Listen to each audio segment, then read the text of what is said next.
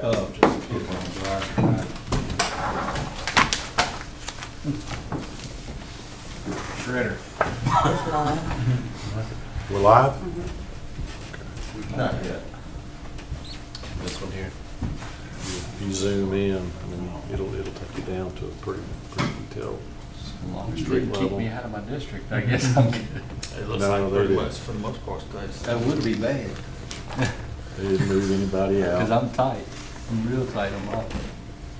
That area stays the same. Where did you pick up? Henry Goshen, Davis Lake, left hand 3674. And that. Yeah, That's Van I think this is Van Houten. I don't know what that, oh, that's cemetery. That's going down to the Goshen Cemetery right here. That's Van From Houten. Squad. Scott. So it's Yeah, they have all that. started working, I believe. What's up, Dave? Well, I could have told you one way maybe on ours. Like they've, Thank you. Can you make that work in the back? need to put it in there.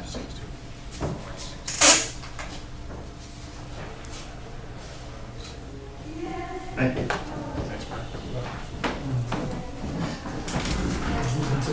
Smart ass, man. We're live. So, That's about as bad as it gets. can I close this? Now, or we gotta leave it open? No, it's not locked. I mean, we close it during our meetings.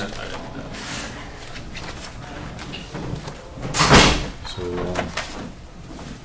y'all ready? Okay. Well, we'll officially open this work session for the budget for the Board of Commissioners for Jefferson County. So move. We're opened. And with that, we'll turn it over to Jason and staff. Well, Mr. Chairman, the goal and objective of meeting early on and talking with the board about some high-level details about what has been submitted so far for 2022. It's been different in prior years, and I think the major change from year to year is that the what was initially submitted, now this is before Alan and I sit down and have executive level meetings with the submitters. As the board's aware, that there's been a lot of talk about compensation and salary as it relates to the current market conditions of our labor force. I think with that being said, you got a little sneak preview of it in the joint projects budget work session where the 911 submission had a request for a substantial increase. I believe it was 15% for dispatchers.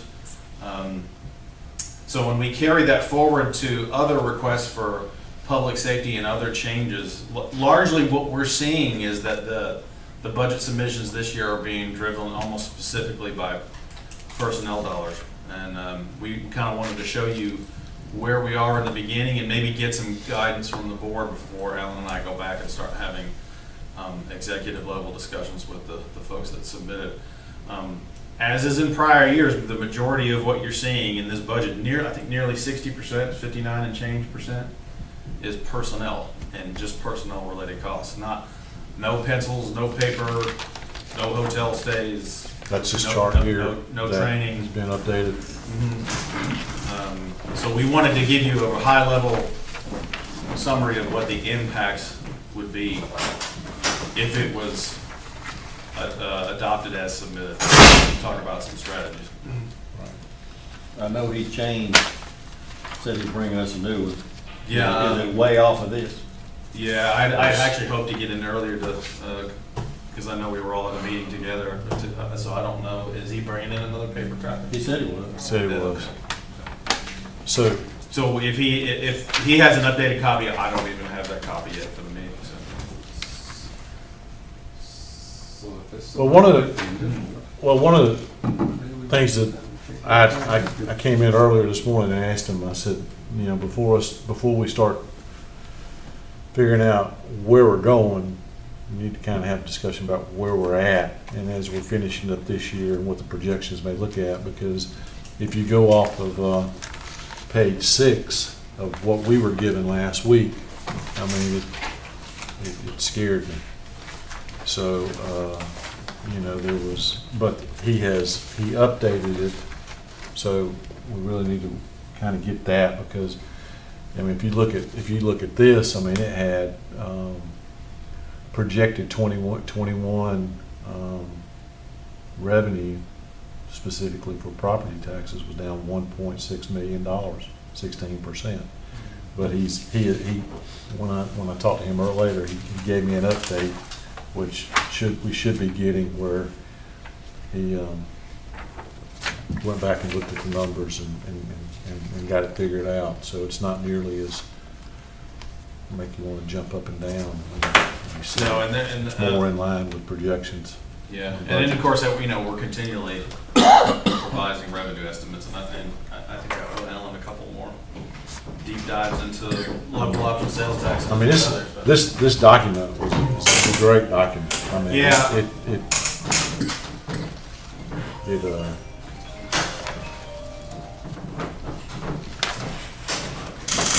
we got hot off the press.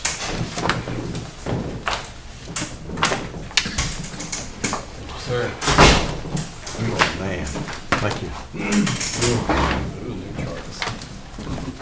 I ain't even changed the grass. Oh, we got a sticker too. We just working off yours. So, I mean, this is your show. You take us through it as you want. But like I was saying, Alan, when you left the room, is, you know, where are we now, and how are we going to end this year with projections, and then we get into next year, because clearly, you know, we've got some defined goals and objectives that and projects that we're working on that, you know, anyway. Alan, I had originally thought we would start with where we are in the balancing, kind of like just a follow up on our meeting, but if you want to back up a little bit, and then, because it sounds like the board's interested in 21 moving into 22, you want to do a high level of current, and then we'll move forward. You might have to rephrase it. The board, I'm not sure I understand what you're talking about. Just where we are in the current budget for revenue. Okay. How is 2020 going to, at the end of this year? 2021? Yeah, 2021. How are we looking for 2021? So if you'll go to the, when I get a paper copy, I'll be able to fit more easily. But if you go to,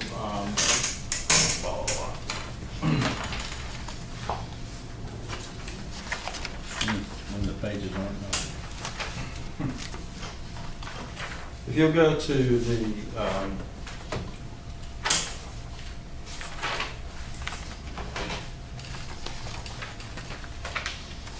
2022-2021 budget, general fund expenditure. You got this one here? That's what you're looking for? yeah, it should say, it should have a projected 2021 budget to action. Okay, so we have a page called 5-year general fund expenditures budget to action. Yep. We also have a page that's 5-year general fund revenues budget to action. Okay. And probably the simplest, easiest way is look, no, it's not. So let's take a look at, actually it is not. So if you look at the 5-year general fund revenues budget to actual, 2021 is projected.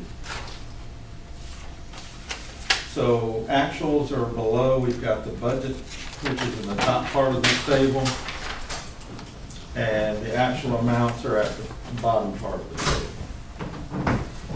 Okay, so the projected 2021 revenues are 17.8 million.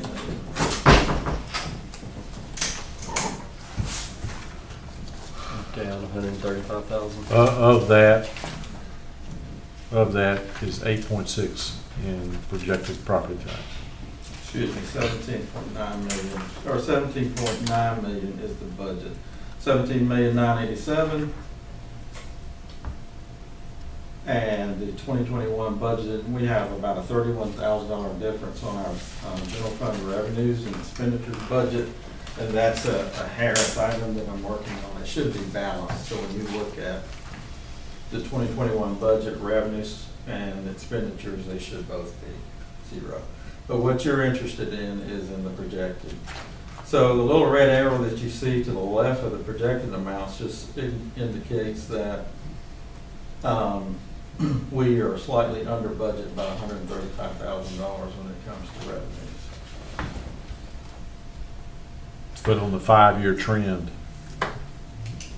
those are actual numbers, right? The 5-year trend. 17 was- through 20, those are actuals. These are actual. So if you're looking back on the 5-year trend, the 2017 through 2020 represent actuals. So Got a question? why are we projected 2021 about 600,000 lower on property taxes? 600,000. Yeah. More. 2020 is 9.2 million, and then projected 2021 is 8.6. Okay.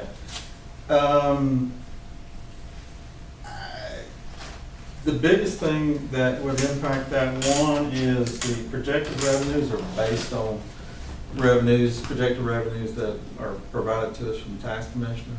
Okay. Part of that is going to be the reduction. You got an 8.6 mill rate last year, and we rolled that rate back to 8.28 for the general fund. Also, we rolled back the joint projects millage rate from 4.72 to 3 something. Total revenue from actual 20.3, we're showing projected 17.8. Currently, yes, we are.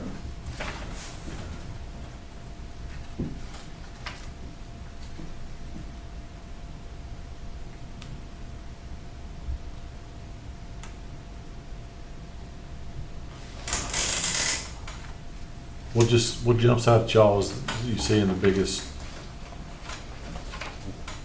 Well, I mean, that grants from last year, we're down $1 million. Yeah. CARES Act was 2020. Yeah. Okay, is there that, okay. Yeah. One other thing to keep in mind, and we'll probably hit on this a few times, on the expense side of this budget, you've got over a $500,000 contingency built in. We did that purposefully because we were still unaware of what the pandemic may do to certain revenue sources. So we left ourselves a very large contingency on the expense side. So you have a lot of room to play with if we're off a percentage point or two. So And that's one thing when we go into the 2022 and Alan walks us through that a little bit, you'll see that we don't have anything in contingency for 2022 yet built in.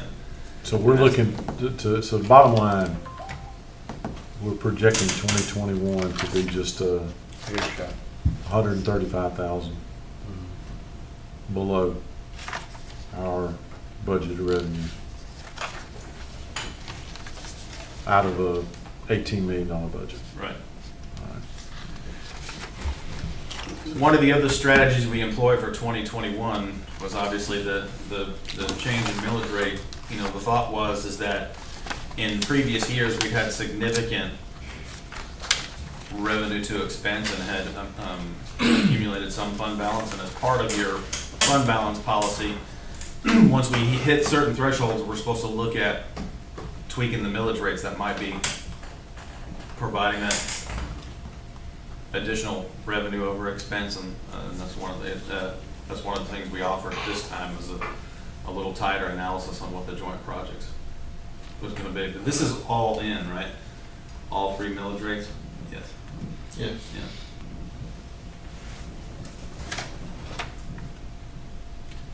All right.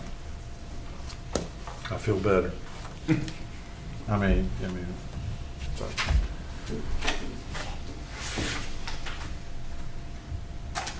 All right, on to that. Any other questions about 2021 and how we're trending? I mean, to summarize, though, we don't see projections being anything that we need to lose sleep over right now. I mean, and hopefully that 135 that we project, that number will shrink as we get actuals. And But yeah, just keep in mind on the expense side, if you don't appropriate any of your contingency, you're automatically 600,000 less So we're gonna turn that red arrow black, right? anytime. But just by not appropriating any contingency. is there a plan to have to appropriate some? I don't believe so. A little bit. No, we were gonna appropriate some that's already appropriated. I mean, just balance our budget for the purchase of the Murray property. Working. But that was already appropriated within our budget or our fund balance.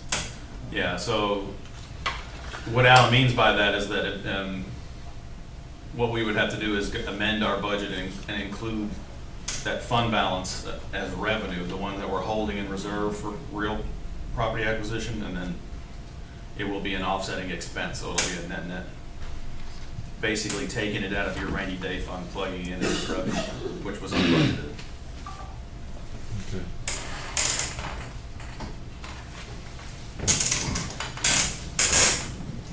Alan, did you have a particular way you wanted to summarize the start? Yeah, I'd Okay. like to just go back to the beginning, so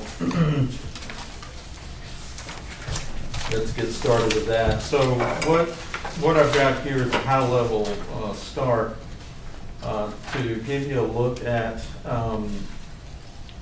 the 2022 budget and the 2021 budget in contrast. So right now, our change in revenue is going in a really, I wouldn't want to say a negative, but it's going in a direction that is not consistent when you have increases in budgeted expenditures. So part of it is that, the rollback in millage rates. That's the one area that's impacting the 2022 budgeted numbers. The pie diagram is basically a allocation of our budgeted revenues, or where our budgeted revenues come from. And obviously I've grouped some categories together so that things would fit on a pie that you could literally read, because we have a number of major categories that I've created. But the bulk of, as you might expect, our revenues come 43% from property tax revenues. On the next page, I break down the expenditures, and the expenditures, our overall budgeted expenses right now with this draft budget that we have, shows an increase of $948,000 increase in budgeted expenditures over last year. And the pie chart below basically shows you, where our money's being spent.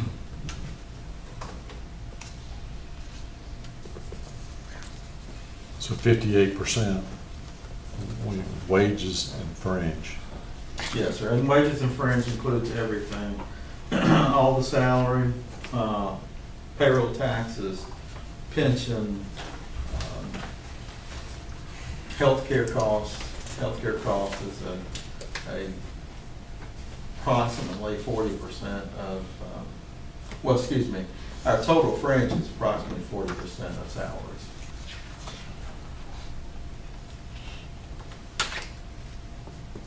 All right, so compared to last year or this year,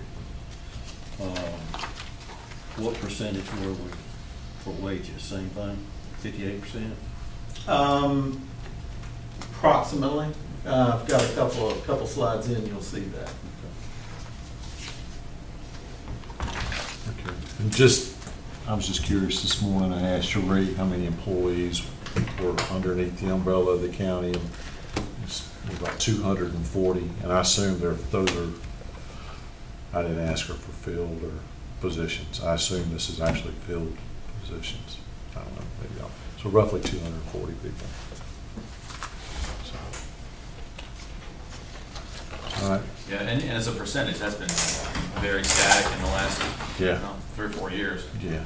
If anything, we've lost 1 or 2, but it's been pretty static. And so if you'll flip over to the next page.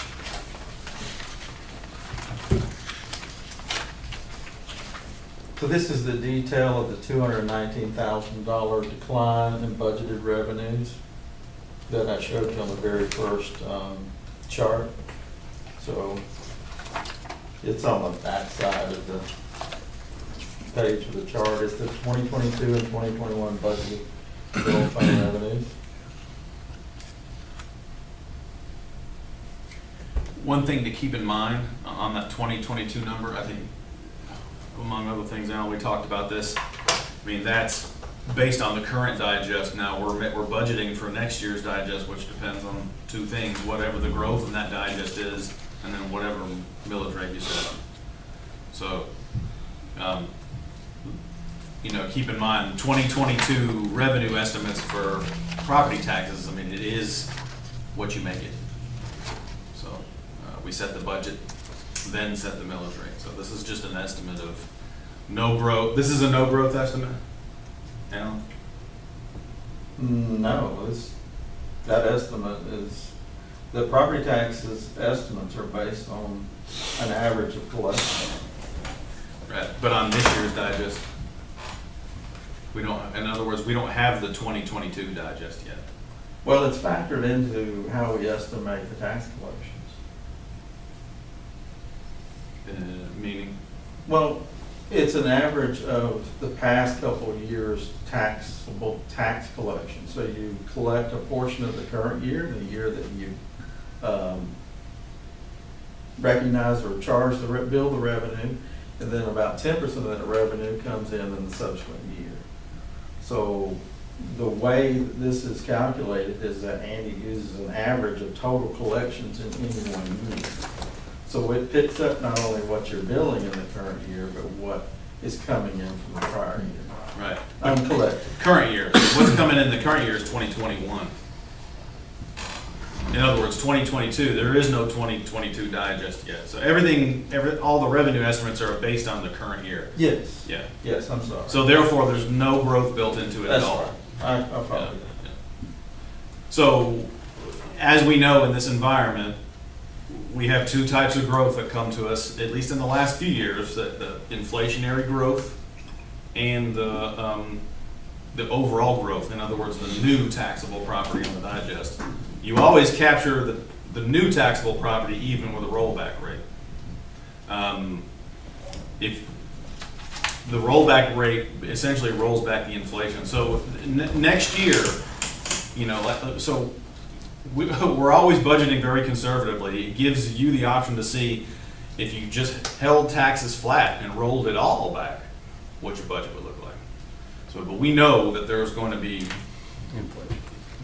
inflation in the next year's digest, and then there's going to be growth at some level. Now, do we know what the growth is? We're not. I don't think the chief appraiser is ready to tell us exactly. So, you're looking at a conservative number. Yeah. Well, if you look at the 5-year history, I'm maybe getting ahead of you now. Just on property taxes, 8.8 million in 17, 8.6 million in 18, and then that growth year 19, we went to 9.3. 2020, 9.2. 2021, we projected 8.6, but we actually budgeted 10.2. So, I'm not exactly sure where that 10.2 came from. When you look at the 4-year history, 8.8, 8.6, 9.3, 9.2, and we jumped to 10.2, an extra $1 million. But now our projection is 8.6. 8.8. Oh, for 20, are you back in 2021. 2021? There's this page here. So 8.8 for 2022 is a very conservative number. So That would assume no. 2022, 8.8.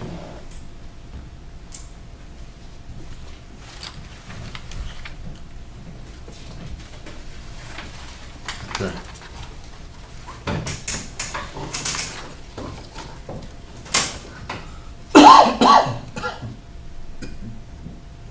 Back to where we were, Alan. Keep moving. All right, so the next page is pretty much, we've looked at that with respect to property taxes. Do you have any questions about any of the other sources of revenue in terms of the historical, 5-year historical trends? So in terms of what we got the other day, do we just need to scratch? Because I have a bunch of notes on this, but I see they're different. So Yeah. scratch this all together pretty much? Okay.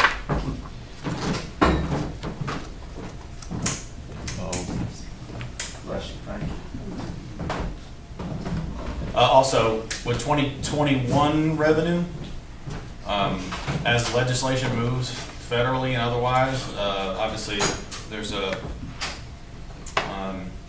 potential that our ARP funds that we currently have on deposit may be turned loose for general government purposes. Yeah, so So Which is, that's a in the complete- short term, that's good, I guess. It's a Long complete term. game changer from the fact of, right now, we're just focused on core segments of infrastructure upgrades, but there's a high likelihood that it would be available at 10 million or less, which we fall in that category to be used for absolutely anything. So that we're just not factoring that in because that's just not available right now. So. And we've got so much needs when it comes to infrastructure. The egg ain't hatched yet. Okay, as you noted, if you look at our budget to actual last year, we had a huge increase, which I'm reflecting. It's reflected as a negative number, but that actually means obviously that we had more actual revenues compared to budget. The big part of that, was roughly $1 million, approximately $1 million in CARES Act. Also on the intergovernmental, on the, if you look,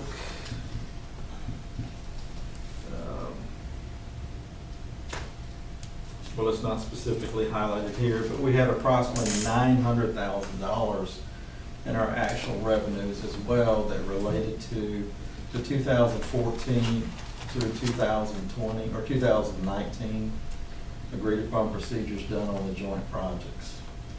So Is that the same monies that we set aside for economic development?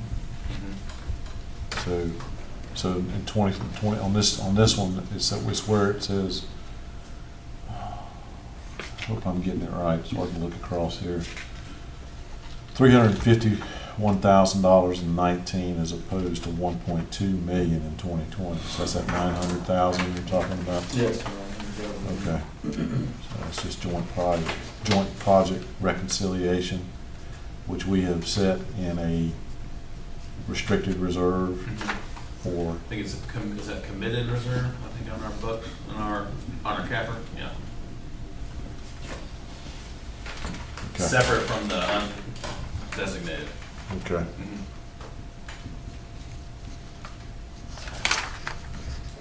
All right. Can you move on?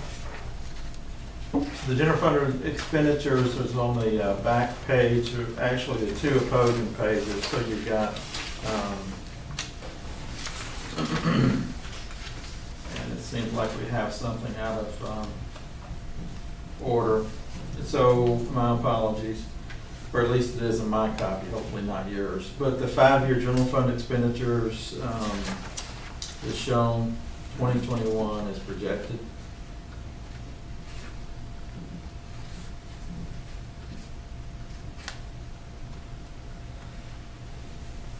This is the one that we're looking at, where it's fines and forfeitures, charges for services, license permits, and investment. Right income. here, 5-year general fund expenditures budget to actual. Okay. There's two of them. So you at the wages and fringes, which is the first one. All right, I'm there now. And just above it, it says budget. And then there's another page, actual, that shows the 5-year actual. Both of them say actual. I do. There's 2 pages, it should say budget. That look like this, budget, actual. Well, the top one says actual budget to actual too. It's over here on the left.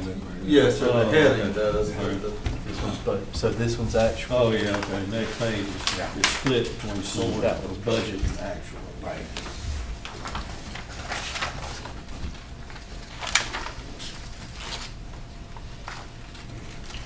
Just a couple pages off.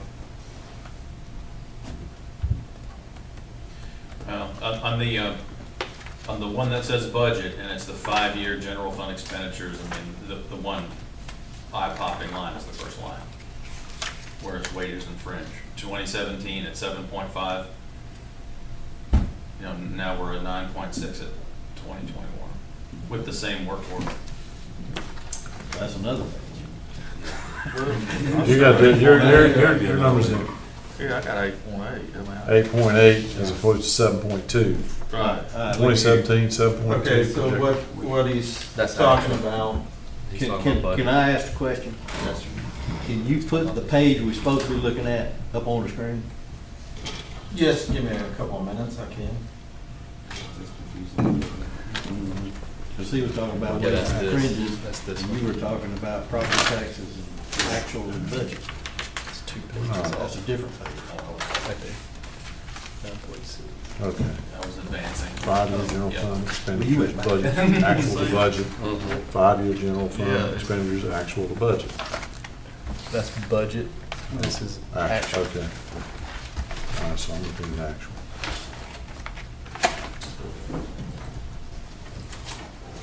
So, yeah, Jason, I mean, your point is, I mean, it's clear, I mean, you go just 5 years, Almost $2 million in wages and fringe. that's budget. If you go to actual, 7.2 to 8.8. And project, and just so, and reiterate, the projected wages and fringe that we're looking at here is 1.75 for our normal performance-based, and then 3.0 cost of living is what we had discussed. So, Yeah, and we'll go over that in more detail, because it's not obviously every department in here. right. But this number here, Yeah. that's the number that was used to project.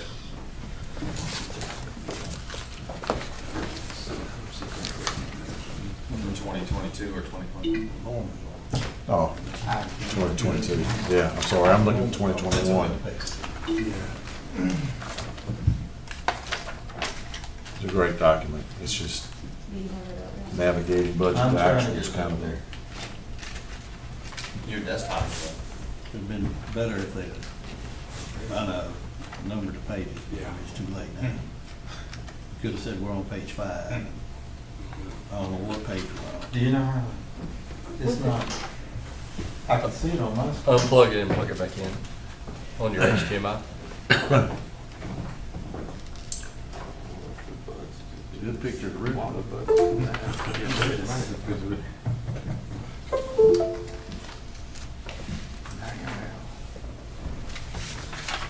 Here it is.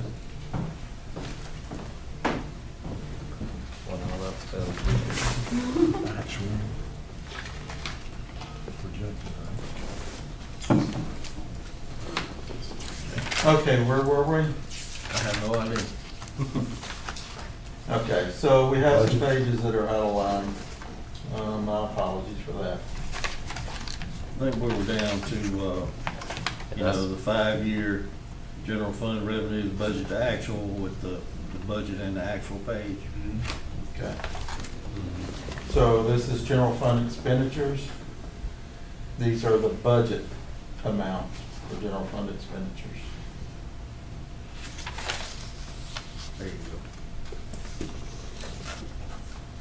And what Jason was just talking about was the big increase from 2021 over 2017. You can see where we've gone in terms of budgeted wages and fringe over that 5-year period.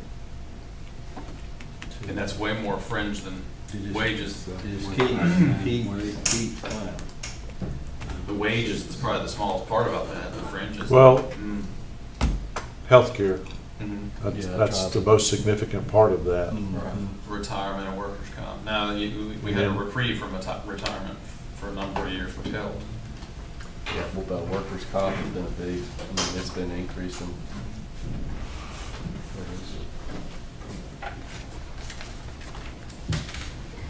Okay. All right, keep going. All right, so I've got to jump down because my pages are still out of order on this version. Well, that one you just passed is. So this is general fund expenditures on an actual basis. Okay. Yeah. Okay. Move down. Yep, okay. We skipped the same page as you just skipped. So, 7.2 to 8.8. right. The 2020, I got these are actual numbers. I've got to look into that a little bit. I think what's going on there was overtime from our sheriff's department during 2020, because that was an unusually high jump in actual. And there may be some, I know there was an increase in the pension plan expense 2020 over 2019 as well. And that had to do with changes in census data that has an impact on the overall valuation and where we need our balance to be on our pension plan. So I do know the cost was more expensive, pension plan expense, but I think also you've got overtime built into 2020.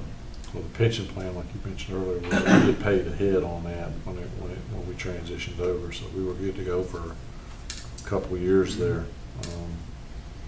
And also, 2020 we had to catch up. Yeah, and that too can have an impact. That's, I believe that was felt in 2018. Right. So 2018 would have looked very different. It would have been over 8 million in 2018 because of that. Yeah. and in fairness to law enforcement overtime for 2020, that's largely what we were reimbursed for through the CARES Act. So almost everything that we did on our reimbursement, without actually having it in front of me, was what, 80% the sheriff's salary? Higher than that.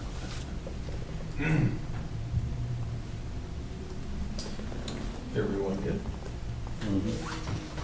So let's speak back. So the revenues, not as many categories, so I was able to fit the budget and actual. This is heading 5-year general fund revenues, budget to actual.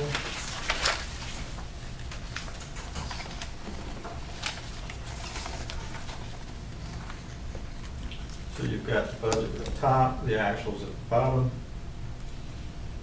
And I think we had already looked at this page before because we started talking about where we were with projections. Yeah.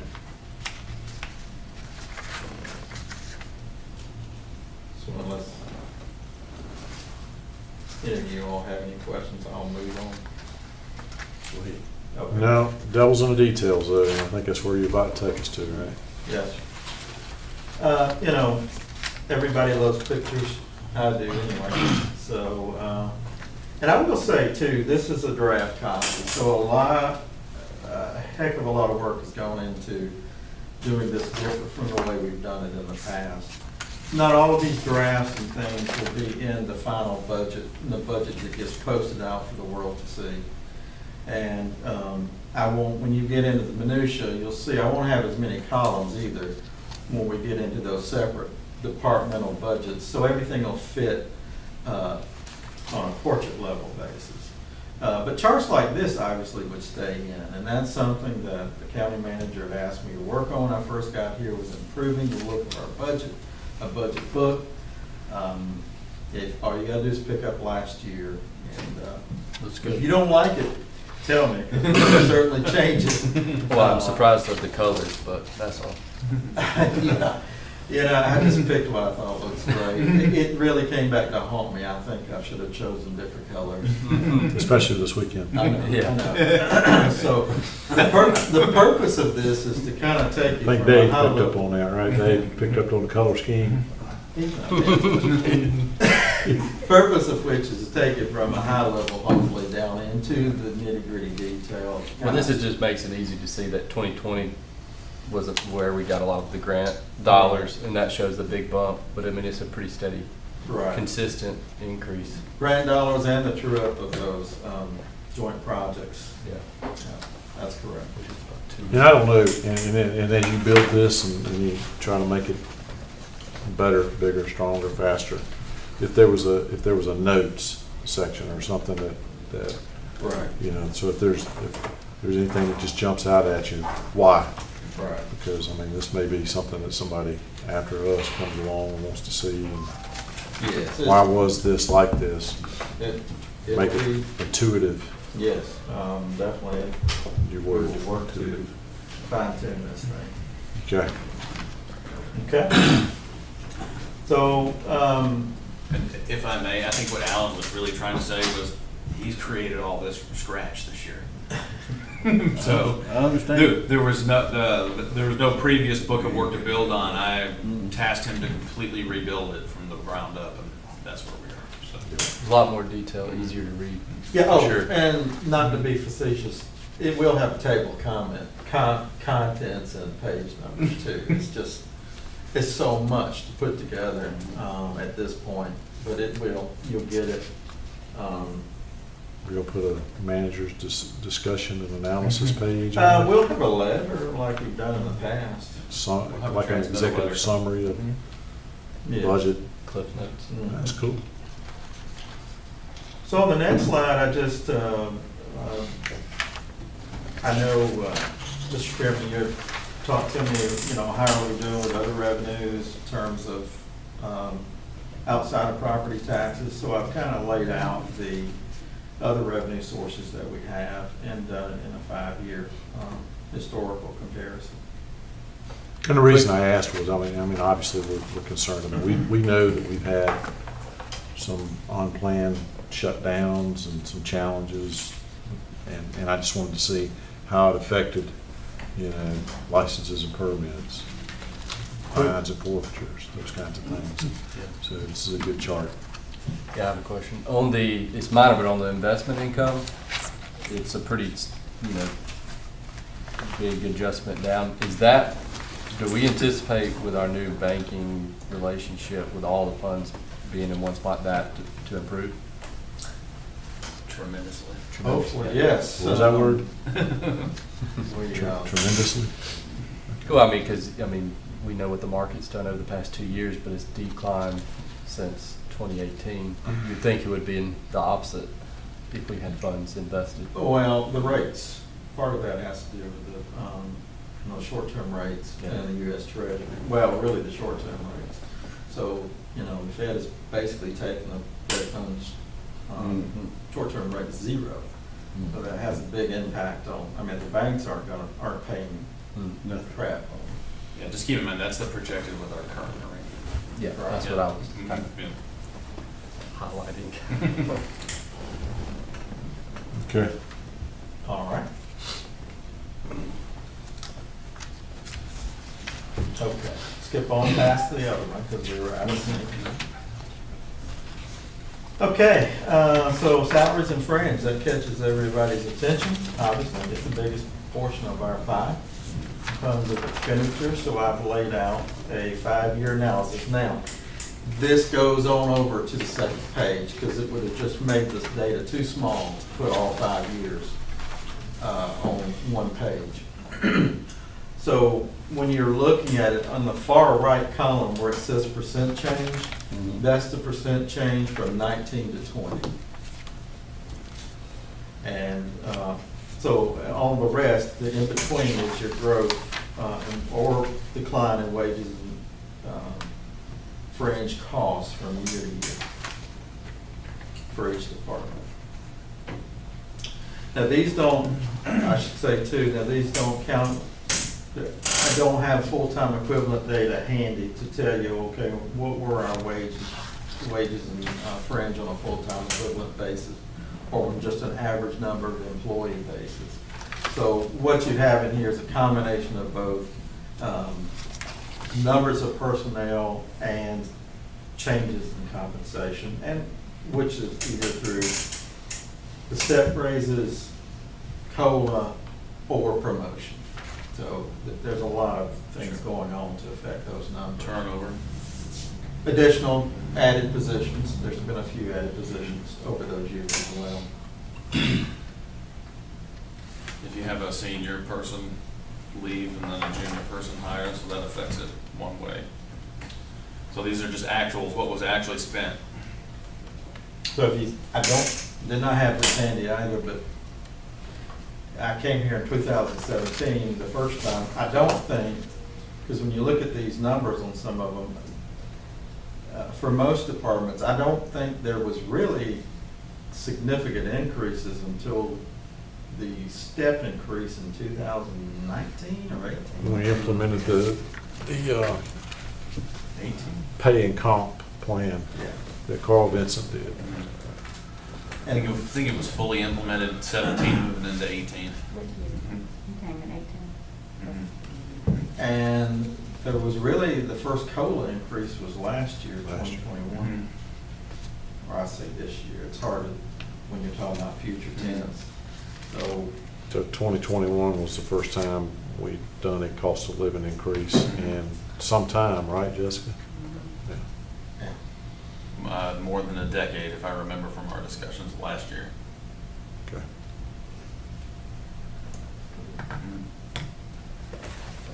It's like almost a 50% increase over the past 5 years. So if you get into the second page of that, you may already be there. I was on the first page. We go from 20 to projected to budgeted. And so this budgeted 2022, that's, again, that's 1.75 plus 3 COLA. Except for a few departments. Oh, so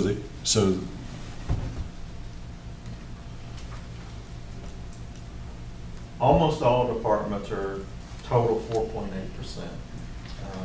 There's a few individuals that are exceptions in that some of the individuals with the, like the sheriff's department and Superior Court clerk and et cetera, there are no pay increases for them in the budget numbers that you see.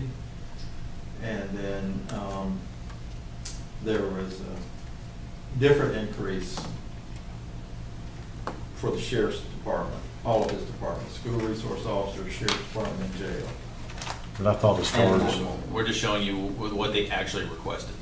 okay, Yeah. I thought we were gonna go the other way. I thought we were gonna just show with what we had We'll be able to show you the difference. previously discussed. We'll show you both. We'll show you the difference between what was requested and what it would look like if it was uniform.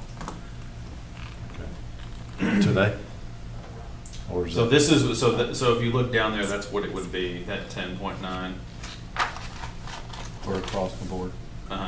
as was submitted. As submitted. As submitted. This is as As requested. I And can. that total is what's. So this percent 17.9. change here, 18%. As submitted. that was as submitted, so like highways, roads, and streets, Yes, 26.8% increase? correct. Part of that, No change in personnel, just change in fringe options. yes, and then one more thing. You may recall, I don't remember who wasn't at the joint project meeting, but last year we budgeted more conservatively with respect to expenditures on payroll and compensate, well, payroll costs, or I should say salary costs. if you remember in the joint projects, we had some questions, just like, wow, that's a significant increase from year over year. Well, part of it was this year I budgeted compensation for every position, whether it's field or vacant. That historically, I don't believe has been done,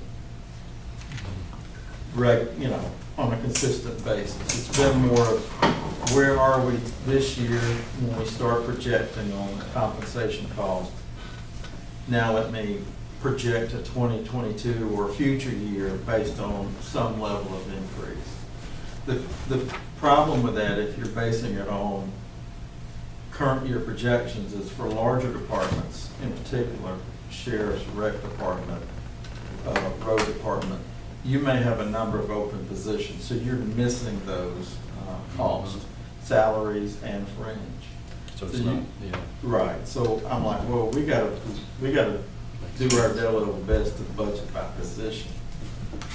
And that's what I'm attempting to do here, budget on positions. Now, the reality is, we may not fill them all, and you're gonna have continuous turnover every year. It's safest to over budget when it comes to expenditures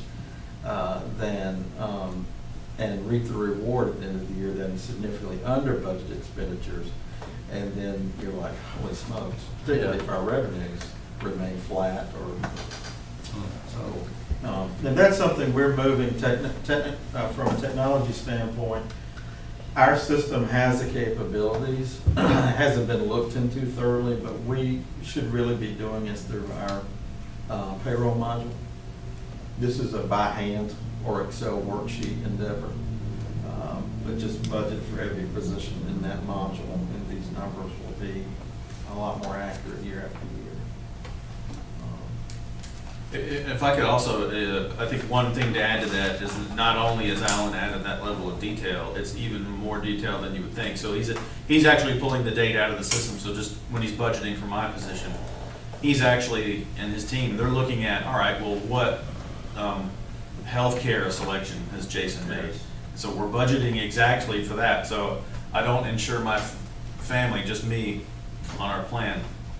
So therefore, they're not averaging out every employee, as was done in the past, and taking a per person average, and then adding that to the whatever the position control total is. He's actually saying, all right, the county manager in this current scenario is budgeting this because this is what his. So they're pulling it right out of the payroll system and putting it right into the budget, making assumptions for those that are vacant. Right, so on the vacant positions, I typically just use like a typical cost, like for me, I only insure myself, it's about $8,200 a year is what the county pays, and that's what I've locked in for the open positions.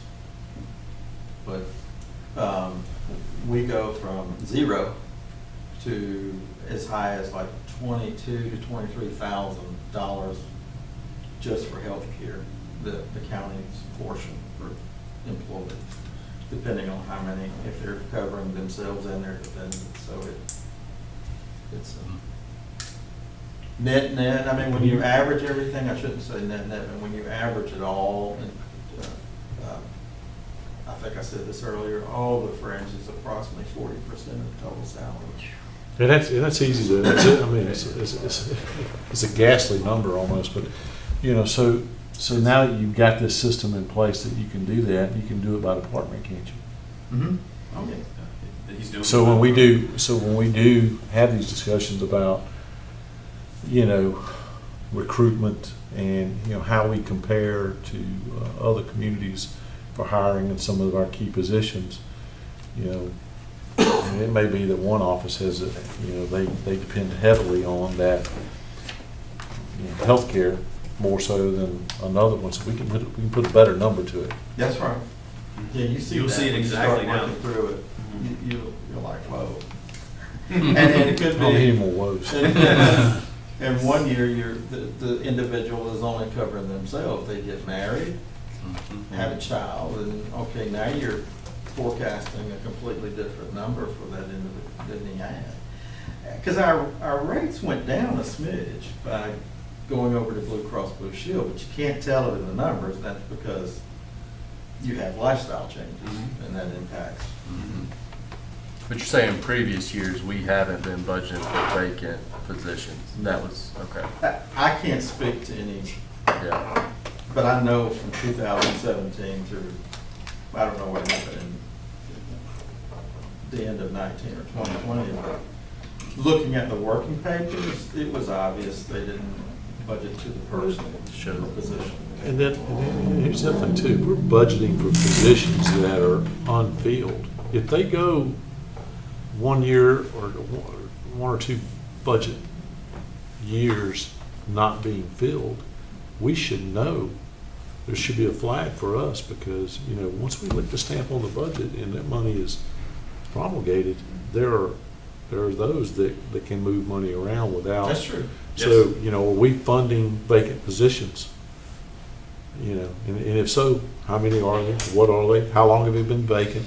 Most all of them are the seasonal variety, but we do have some. You know, the full-time vacant is probably 2.5%, 3% of the total. Okay, Yeah, it's so very I'm small. going down a rabbit hole I don't need to go down. I mean, the goal for future is to add position control into the presentation. So.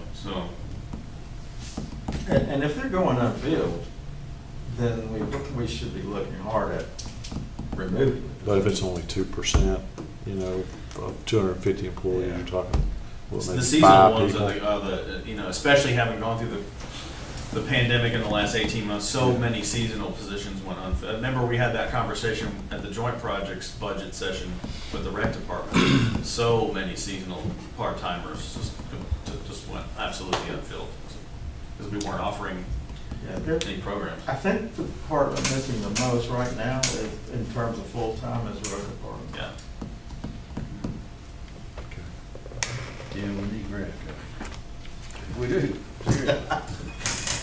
Okay, moving on. Or I guess what the chairman's asking, do we? Yeah, we do. So- Yes, we do, because we running a 2-man crew instead of 3-man crew because of roads now. Okay, so basically what I did is I Grant's got money. put together a big picture analysis.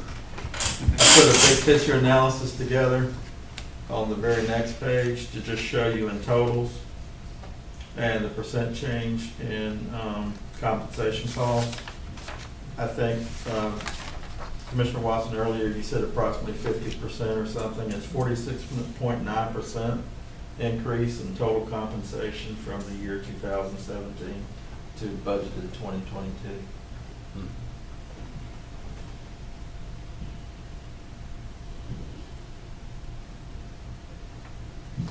That shows a lot. Think about that in terms of between that period, there were no tax increases. Yeah, and remember, this is budgets that were requested, not Right, yeah. 2022. Yeah. That's the big outlier there.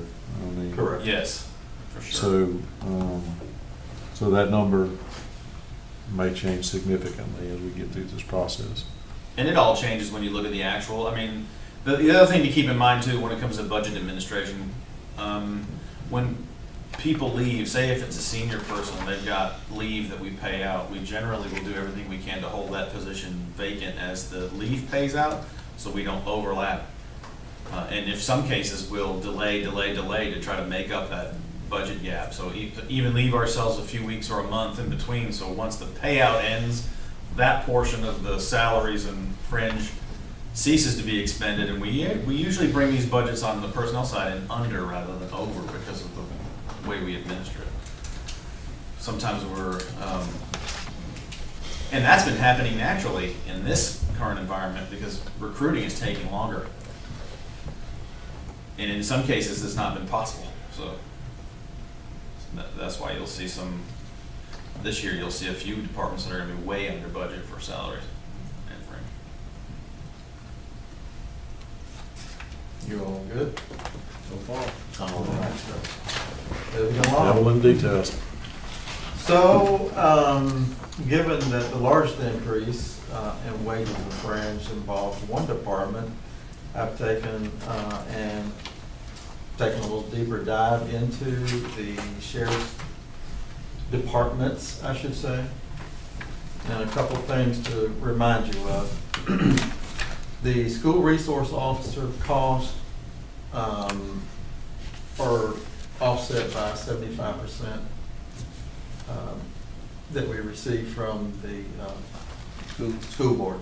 So this number is. These are gross. Okay. Yes. So, And. So you're not showing for the offset in that graph? No, and the 911, same thing, not same thing, but it is a joint project, so approximately 35% of those costs are paid to us, reimbursed by the city, or funded by the city, I should say. But these are gross costs by department, jail, school resource officer, 911. Before we leave this, I just wanted to be ultra clear here. You know, this is just the, this is what the sheriff submitted was the same strategy that he presented to y'all when we had everyone come to the joint project. So this is just carrying forward that compensation strategy through to the jail, his sheriff operations, and to the school resource officer. Correct. And I think we've actually, well, I think for the individual, I think we've got it down to the nitty gritty on everybody. So if you want to see what a one position, how that impacts us, we'll show you like in granular detail. So just to back up again, as far as what our goal today is, I mean, we're just looking at this from a very high level.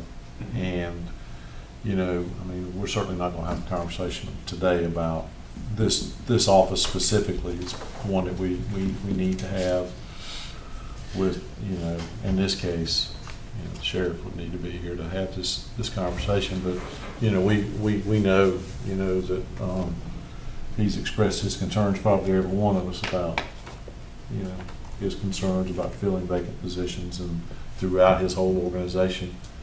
So this is good. It puts things really in perspective for us. But, you know, we're not there. We're not and it will there. help enable some of those conversations to continue. But yeah, the goal is not to vet whether or not it's the right strategy, but we're going to present it to you like if we follow this strategy to the letter, we'll get, in the end, we'll wrap up by telling you what more than likely you could expect. This is if we approve the budget across the board as submitted. Right. By everyone, not just to include the sheriff, Exactly. our road department superintendent. Mhm. Right. Okay. You know, operations at the jail, I guess, his, $600,000 increase is more people, or is it just salary increases? There's Or is it?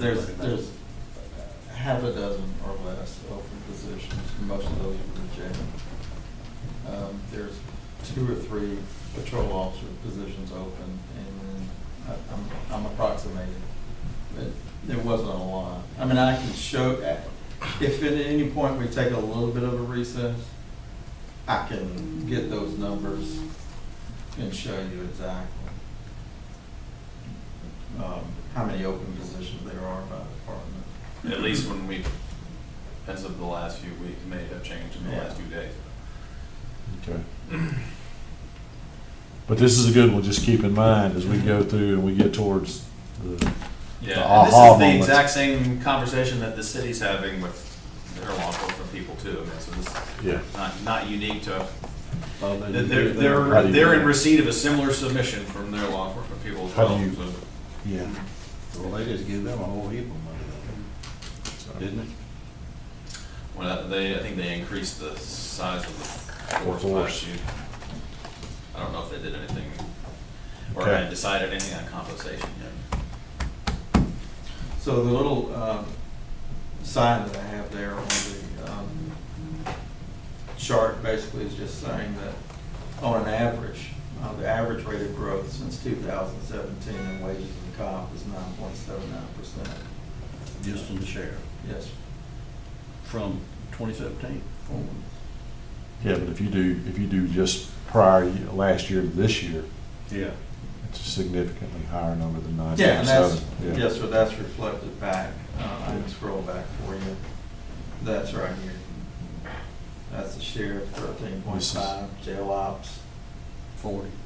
right, and then, SRO is down here someplace. This is a conversation in and of itself. I mean, you know, countywide budget versus I didn't see it. filling. Right here. There it is, right. 0%. It's spelled out. Yeah, that's a mistake. Okay, I'll correct. I'll mark it. Thanks, Yeah. I appreciate it. Good data. We're not gonna solve this one today, All right. but we gotta No, solve it. We gotta have this Yeah, conversation. and then pretty quick. too, it's good because you guys can, commissioners can tell me what else you want to see, how much how much deeper you want me to go. Because Commissioner Jones, you know, I said, we were talking about open positions, but I don't know what he had last year compared to this year. So to be able to say, well, maybe he had 15 open last year and only 6, and part of that may be staffing. But now the numbers that we are well, yeah, I'll just leave it at that. It could be a product of amount, and it's definitely a product of the level in terms of compensation. I mean, the jail is the major Yes. part of his increase. It is, and that probably has to do with the numbers of people Yeah. to go up that much. And there could have been some change in the terms of benefits or lifestyle changes. So it's hard. You have to get into it, scratch in much deeper to figure out the house and why, or the why. Okay. Moving on. We don't have to talk about the governmental funds at this stage. This is simply, what I did was I put together a chart to show you all of the governmental funds, and those are the funds that you typically would see in your CAFR as well. This is all the special revenue funds, including SPLOST. You won't see a column in the CAFR called eliminations because it's a little different presentation in the CAFR. But what I'm doing is eliminating the intercompany amounts to get to a true amount. So for example, and let me make this larger because this is probably difficult to see from the audience perspective and commissioner's. So all of the special the joint project revenue and unincorporated services fund revenues are property taxes. So I reflect those as property taxes, as well as the general fund. Well, it's already in the general fund, but I'm budgeting for each of the joint projects as well. We've never budgeted or presented a budget for the joint projects. Excuse me, special revenue funds. Where am I? I haven't eaten, I'm hungry. Thinking about all this, that's what. Perhaps. Perhaps. Oh, so we've never budgeted for those special revenue funds in the past, so there's little activity in them, it's in and out, but we definitely want to present a budget, and that way you can see, we can present to you the total governmental funds in terms of revenues and expenditures. What are eliminations? Well, for example, like on the property tax, under the general fund, the 8.8 million already incorporates the revenues coming in specifically for joint projects. So the tax revenues. And it already includes the tax revenue for unincorporated services. So since I'm presenting them all side by side, the elimination entry keeps me from double counting that revenue. So when you get to the grand total, it's properly reflected. And this is not done, that I will tell you on the 2016 SPLOST, I plugged those values to balance the budget, but the capital budgeting is one area where I'm still working to try to get something better than what you see. The revenues for 2016 SPLOST or the anticipated tax receipts, sales tax revenue from January through June when the SPLOST ends, June 30. and a little bit of interest revenue. So I'm showing that below as being all spent out on between vehicles and capital improvements. That's just those are just a plug-in to get it balanced, it's not a precise. And we would definitely want to consider appropriating some amounts from the fund balance side of 2016 SPLOST to budget this properly, because I think we have a lot we want to accomplish, or the board wants to accomplish with respect to Squirrel Bluff and some other things. So we would need to appropriate some of that revenue that's sitting there in the fund balance for 2016 SPLOST. The sinking fund, that's just your, the revenue is your sales tax receipts for the 2019 SPLOST, and that's an estimate based on what we're receiving monthly.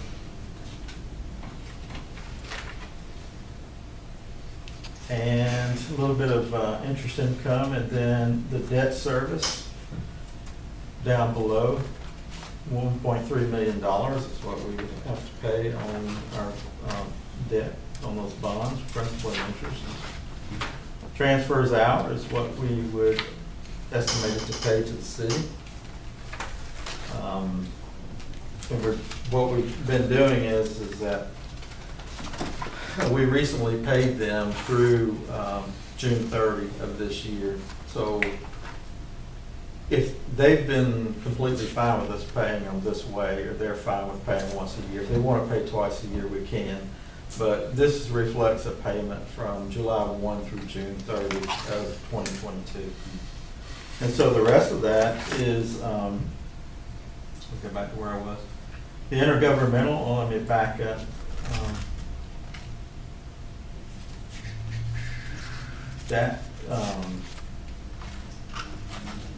Excuse me, the 1.710, I got this incorrect. 1.7 million is the payment to the city. The amount reflected as a transfer out is going right over into the T-SPLOST fund, and you'll see that at the top of the page on transfer in. So that's excess monies we'll have, I shouldn't say excess, but those are the monies that we have that we can spend on projects. So if you look down the column of T-SPLOST fund, I've got the transfer in from the sinking fund, the investment earnings, that's all being spent out on roads, highways, and bridges.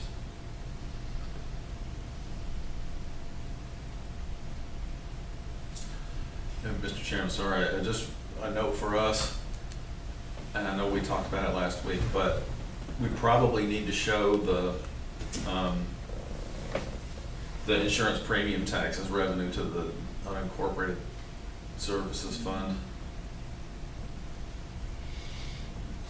rather than the general fund.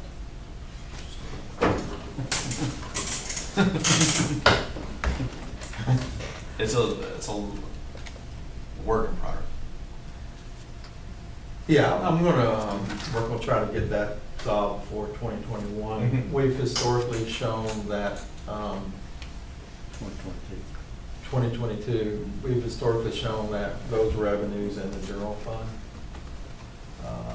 And Jason, I didn't have any idea. Jason, explained to me that technically speaking, those monies should be budgeted unincorporated services.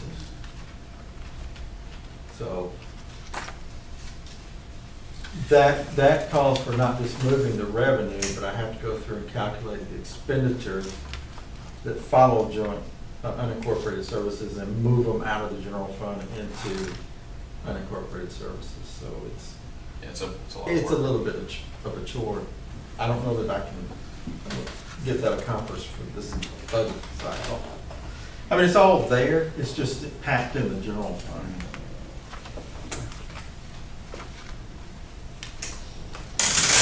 We are moving into a new era with bookkeeping, right?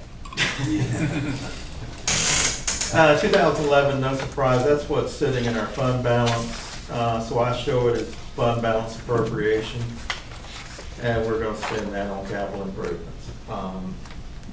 It'll be on the, against the courthouse. For the cupola, thank you. Any questions about? Moving on. All right, sir. Here's where I get in, all of those numbers that you saw in the analysis, and it's pretty much, there's nothing different here. These are simply the basic raw data interpreted for you in a pivot table. So given that this is general fund and revenues, we probably can move through this pretty quickly. Because we've already really covered all of the general fund in the earlier tables. If you wanted to see, you really want to get into the weeds and see all the minutia behind those major categories, the second page after that is the exploded view of the aggregated summary. So you can see each of the accounts. Well, that helped a lot, because there was a couple times I would be looking at just the summary, and then when you go to that detail, you could answer your own question pretty much. Right. I think one thing to note there that caught me off guard until I had a chance to sit down with Alan is that they started to break out some of the fines and forfeitures into their own separate categories when before they were lumped into one single budget line. So you can see how that's moved from 21 to 22, where you'll see towards the bottom probate fines and fees, traffic fines, fines and forfeitures, and then for 21 there's nothing budgeted, but you'll see something 22. It was all lumped up into larger categories. Yeah, if you look at probate court fines, these are actually I got from the probate judge, that into her projected figure of $505,000 for 2021. I broke that out in terms of budgeting into this individual, so that's why there's a big hole there. But it's still, I've got juvenile probate fines and fees, traffic fines, and fines and forfeitures. Nope, saying the wrong thing. Probate fines, traffic fines, and then fines and forfeitures. Did I get that right? I think so. Mhm.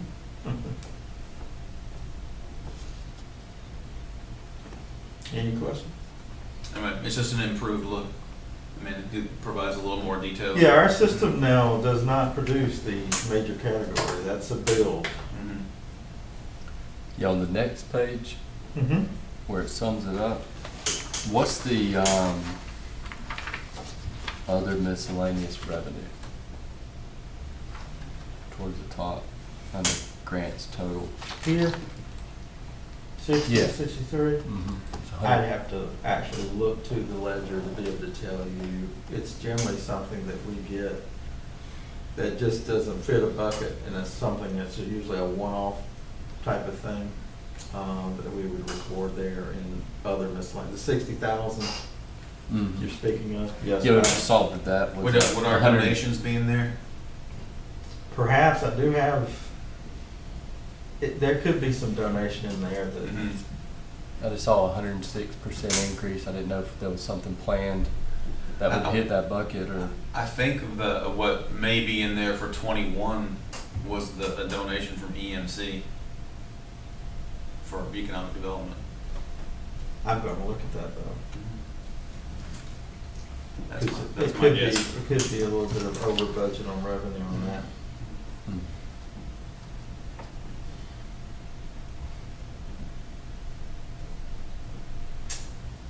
You guys ready? All right, moving on. Same thing, general fund expenditures, you've basically already seen this in a nicer looking table. And if you want to see what's behind all of that, now this is a little different. I can't blow out the expenditures the same way because you're just going to see rows and rows of wages, every type of expenditure that we have. You get on the expenditure side, there's a lot of accounts. So the next best thing is I try to give you a look at expenditures by department.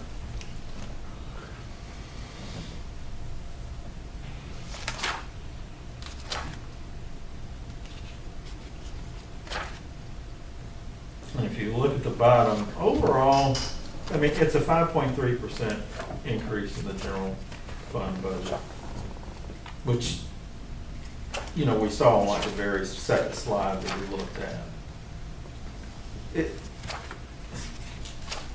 It's not a big increase, but as long as your revenues are increasing that level or higher,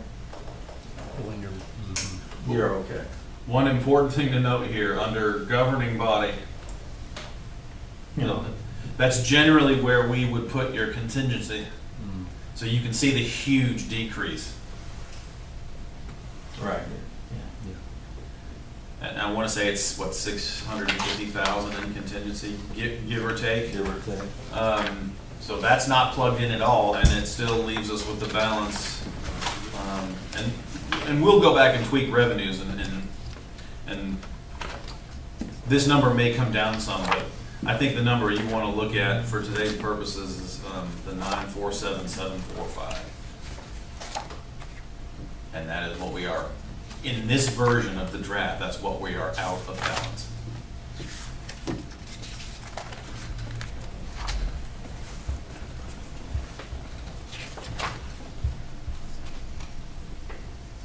Now, I think there's an opportunity to look at, and I haven't done it yet, I'll probably do it in the next couple of days, but look at our loss trends and a few other things. I anticipate that that number will come down some. We can dig into the property tax side and start to take some harder look estimates and work with the chief appraiser and try to conservatively budget a little growth, and then that would bring that number down a little more.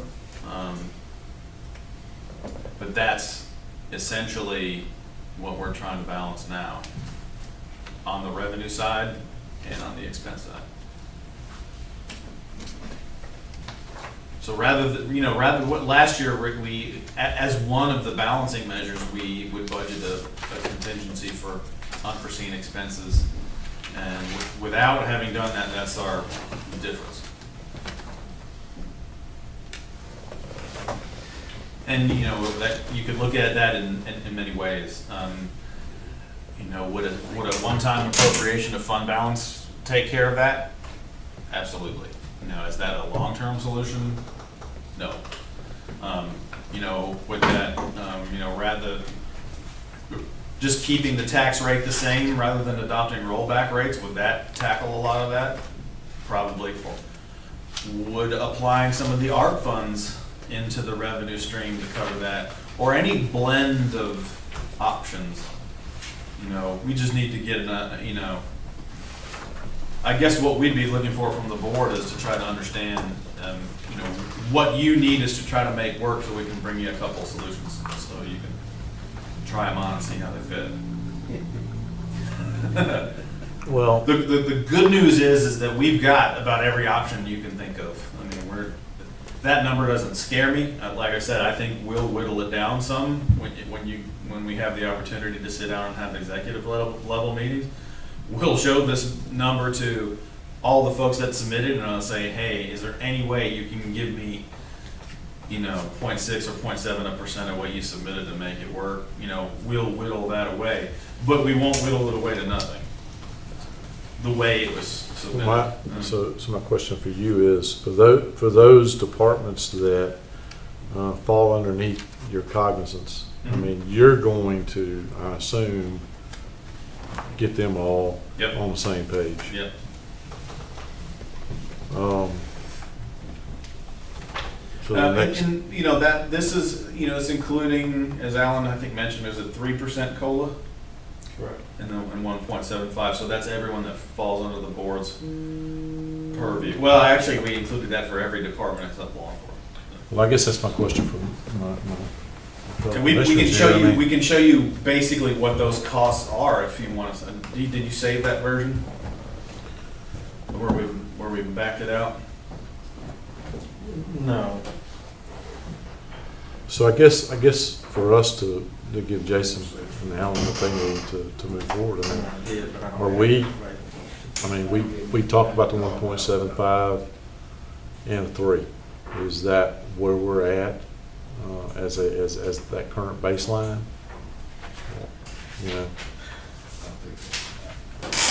Once you dig farther into some of these things, which this is the new one, I need to really look at it, but, you know, a lot of these, it's like building and zoning, are they adding, is their increase on account of their new code enforcement people? That's part of it, and the other part of it is we're planning for some pretty hefty expenses for our comp plan rewrite. So I think they put about 50% of our total expense for a comp plan rewrite in this budget, because it'll be the second half of '22 and the first half of '23 when we're incurring those expenses. And that was under I the think there's a consultants. demolition. Yeah, there was. And money they for did ask for demolition. an increase in the budget to take some more houses down. Okay. Yeah, I mean, I know it's all back here, Yeah. you know, I just, you know, wanted to make sure it was adding, of course, I don't know, did we already budget for the extra code enforcement for this year? Or is it for the next year? It's in the 2022 budget. 2022 budget, not the 2021, so it would be an add-on in 2022. Yes, Okay, yeah. okay. Which we've already got them now, so. Mhm. There's some other things, I mean, you know, when it adds up, you know, if you take a look, well, you know, this increase right here is 54%, but it's only a $59,000, you know, increase, and you know, when you look at the percentage, it makes it look, whoa, That's but right. you know, Yeah. and evidently it's a position and everything else. So, Yeah. you know. But obviously, the vast majority of what you see there is salaries and costs So- associated with so- salaries. So, So 57% of our issue is tied up in what is going to be, what do we have the desire to do, you know. I think y'all implemented that plan with that step thing, you know, how many years ago was that? Well, just a few. 4 years. Mhm. Yeah. So that's where the 1.75 comes into. Mhm. But, you know, when we started discussion about the budget going forward, looking at today's economy, you know, this would only be the second cost of living increase that county employees would have gotten in over a decade from what we heard earlier. And at 3%, and we think CPI this year is going to be 6 roughly or more.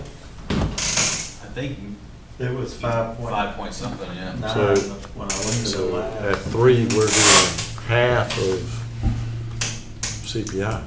So, and so the question that we've got to figure out too is what are we willing to do and what's sustainable?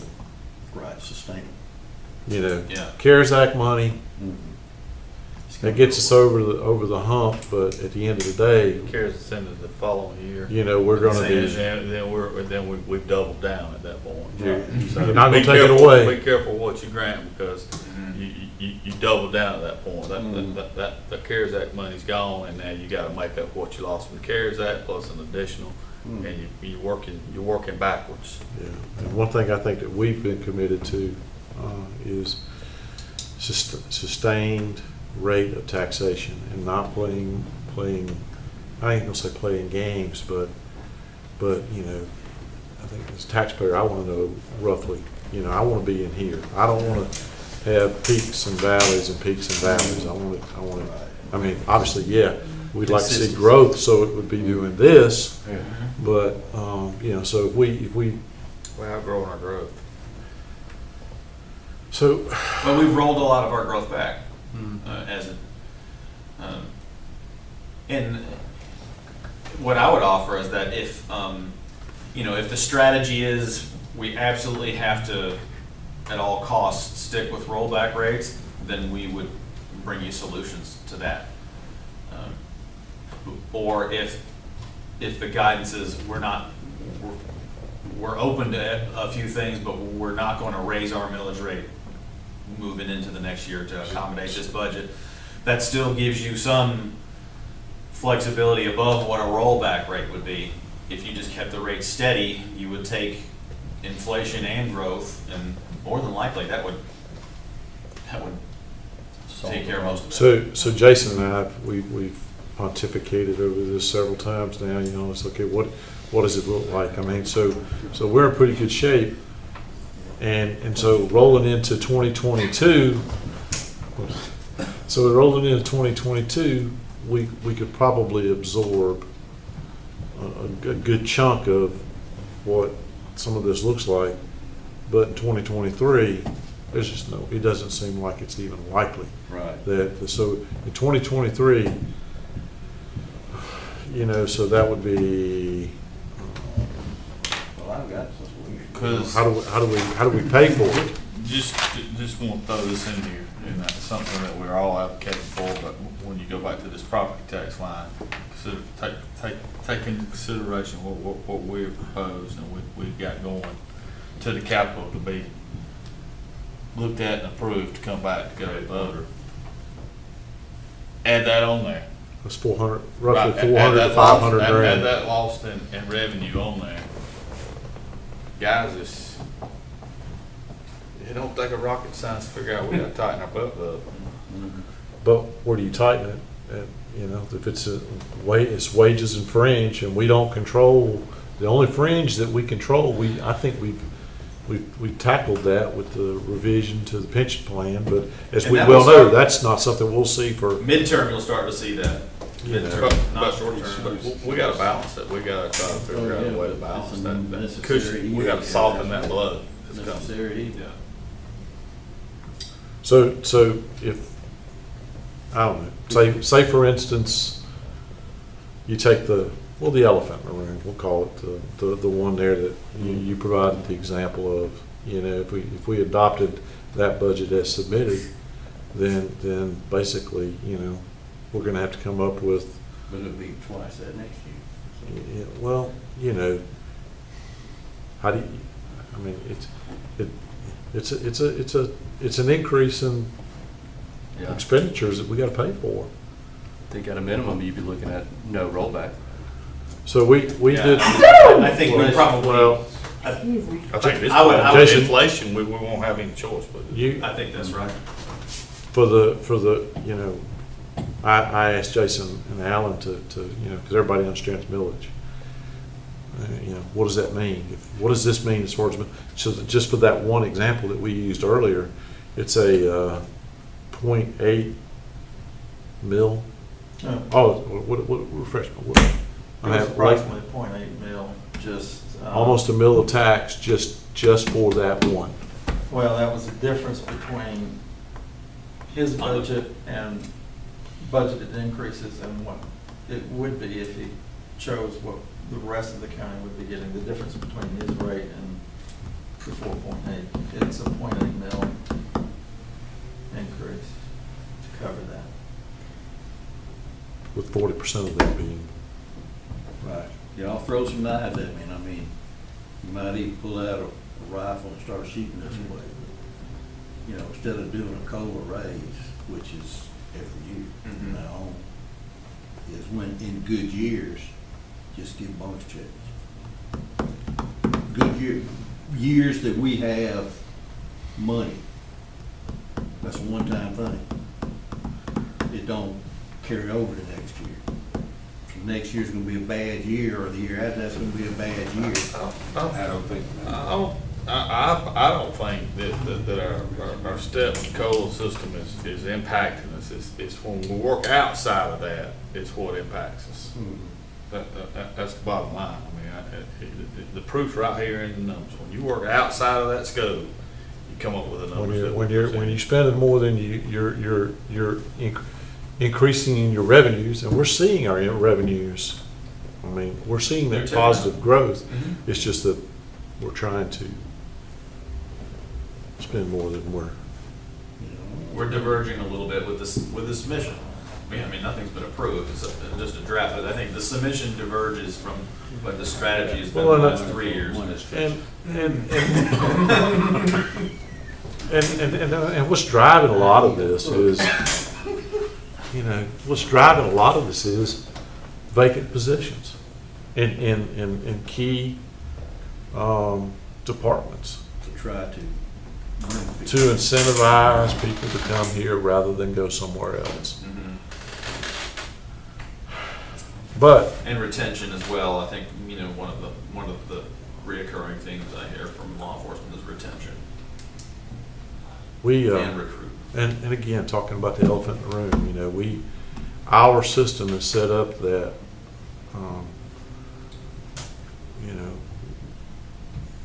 we encourage people to stay for a very long time. If you're a county employee, your likelihood of leaving before you reach 65 is not very likely. We've got employees that have been working for the county for 40 years. 40, almost 45 years. Because of benefits that Or he just loves it. well, we like to think they all love us, but, but I don't know, we won't do a survey on that, but, so we've got this issue, and it's a good issue to have. We talk, retention. I don't think in some of our positions, we don't have issues with employee retention to a certain level because I don't think, there's not many out there that can touch us in public service when it comes to benefits. Health care and pension. So, and we talked about it, a couple of us have talked about it. I mean, you're just chasing your tail, I think, when you're chasing salaries today. So, there's got to be more to fixing this than, I think one of you said, throwing money at it. Patching a hole in a sinking boat. We're not sinking. It's not gloom and doom. We're in a much better position than a lot of communities, but, we haven't, every year we adopt a rollback rate on the millage rate. Our digest is increasing. A lot of good things are happening. But, people want to spend the money for us. so the problem is retention, hiring and retention of some employees in some key positions. We wouldn't even be having this conversation right now if it wasn't that, would we? I mean, because when you factor everything else in, it looks like our budget will support it. Our budget will. Our revenue growth will support what our current plan is, like the Commissioner Lincoln said. And then the other thing of this is what we got to focus on too is we've got to let the folks on the IDA know, what our palette is for incentives for economic growth. I mean, we want stuff to come here. We want to incentivize it, but at some point we've got to have that growth come back to us. And when we talk about a good incentive package, something that the economic development team can use to go out there. We really haven't given them anything. It's just on a case-by-case basis. If you come here and you're going to invest that X number of dollars, create X number of jobs, and pay X amount of salary, this is, they got to come to us and say, hey, are you guys willing to do this? Are you willing to abate property taxes for 10 years? Well, that's a conversation we've got to have. Because we want the growth because we got some stuff to pay for, likely. But, and again, the elephant in the room is, we don't control some of this stuff. We just pay for it. So, if and we're the ones that have got to go out here and advocate for changes on the tax rate to pay for it. So,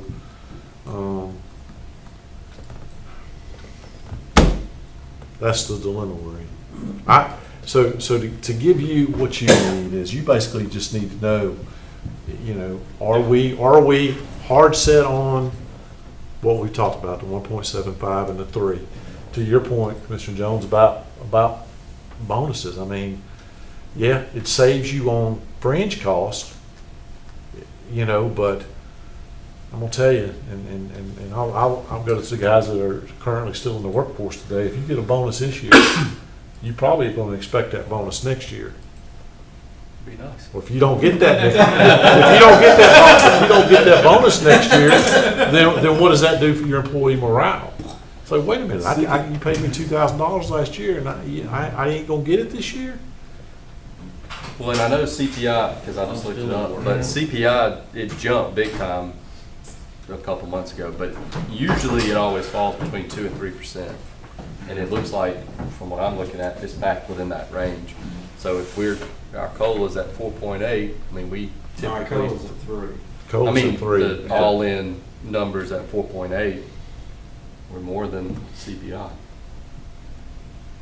That's hard to figure that it's fallen back, but that's incredible that it has, And given it the says, inflation. when did you see it at 6? End of July. It says that as of July 2021, 2.1. The shelves at It Walmart eased. are empty, and it costs you $70 to fill up your vehicle at the pump. So that's odd because, what, Social Security, didn't they already increase that 5.9%? That's what I understand. Huh.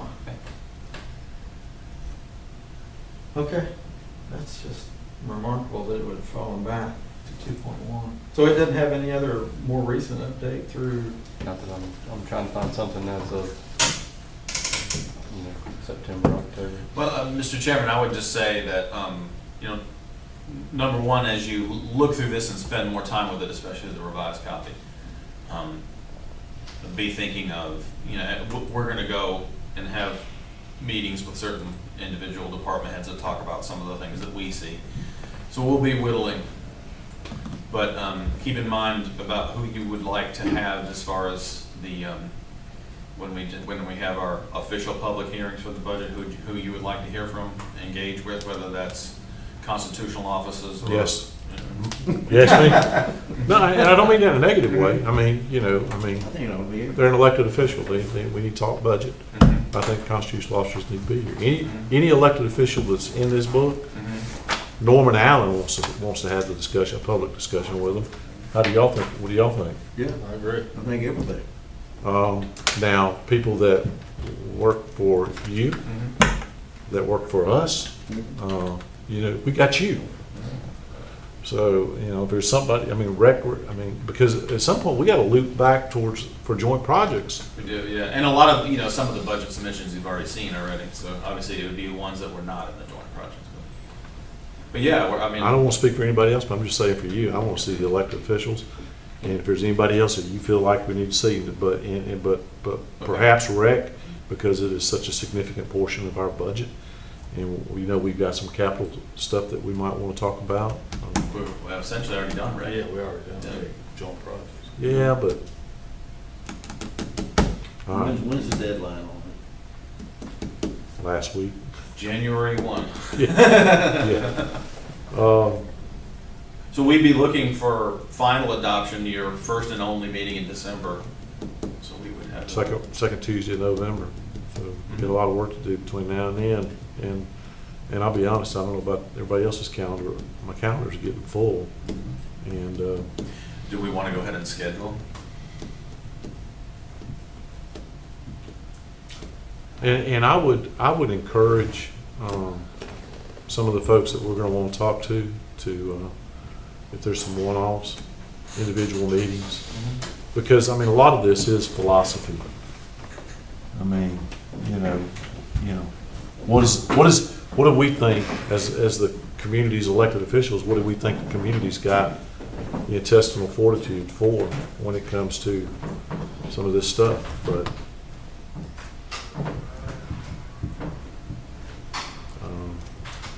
Well, what I take is that if we've got every tool at our disposal, then we'll do our due diligence with the department heads in the next couple of weeks, and we'll get Yeah, and We'll get a revised copy. a relook at the property tax in terms of, you're right, we're forecasting budgeting 2022 off of 2021 digest and 2021 millage, so Mhm. it does not account for any kind of growth that we're going to experience. Well, I But think you know, we we need don't to- set the millage until the end of the year. We can do budget amendments, but to handle that change in Yeah. Unbudgeted You set your budget revenue. January 1 and you levy the millage for that budget in July. Well, I think we need to be careful using the ARPA monies as the solution, because I think that's only compounding our problem. I think we need to find a fix with our, Right. the way we generate revenue before we look at excess. ARPA Grant money is, with you know, as it originally intended, Jason, I mean, correct me if you think I'm wrong here, or I need to be corrected, but, infrastructure and growth, that was the intent of ARPA money. Yeah. Use that for your needs to Yeah. take care of those situations that you can sustain another pandemic, so. And so much of what Wastewater, our threshold for broadband. that is all dependent on what our grant submissions look like for the additional ARPA funds. So it may be a moot point. If neither of those grants are awarded to us, then technically ours is already committed. So. Yeah, Mhm. yeah, and then any other sort of economic development initiatives that, you know, because, you know, we've been focused on growth, you know, sustained achievable growth on our digest. If we're gonna invest ARPA money, then something we can invest that on, like broadband and wastewater or anything else, you know. Somebody may need a road somewhere, you know, to something. I'm gonna need one. Mr. Chairman, we're gonna freeze this as version 1. The next time you see it again, version 2 is just gonna have the standard merit and COLA strategy. So the folks that don't participate in that system will just, what you'll see revised is you'll see an equivalent amount applied to the ones that don't participate.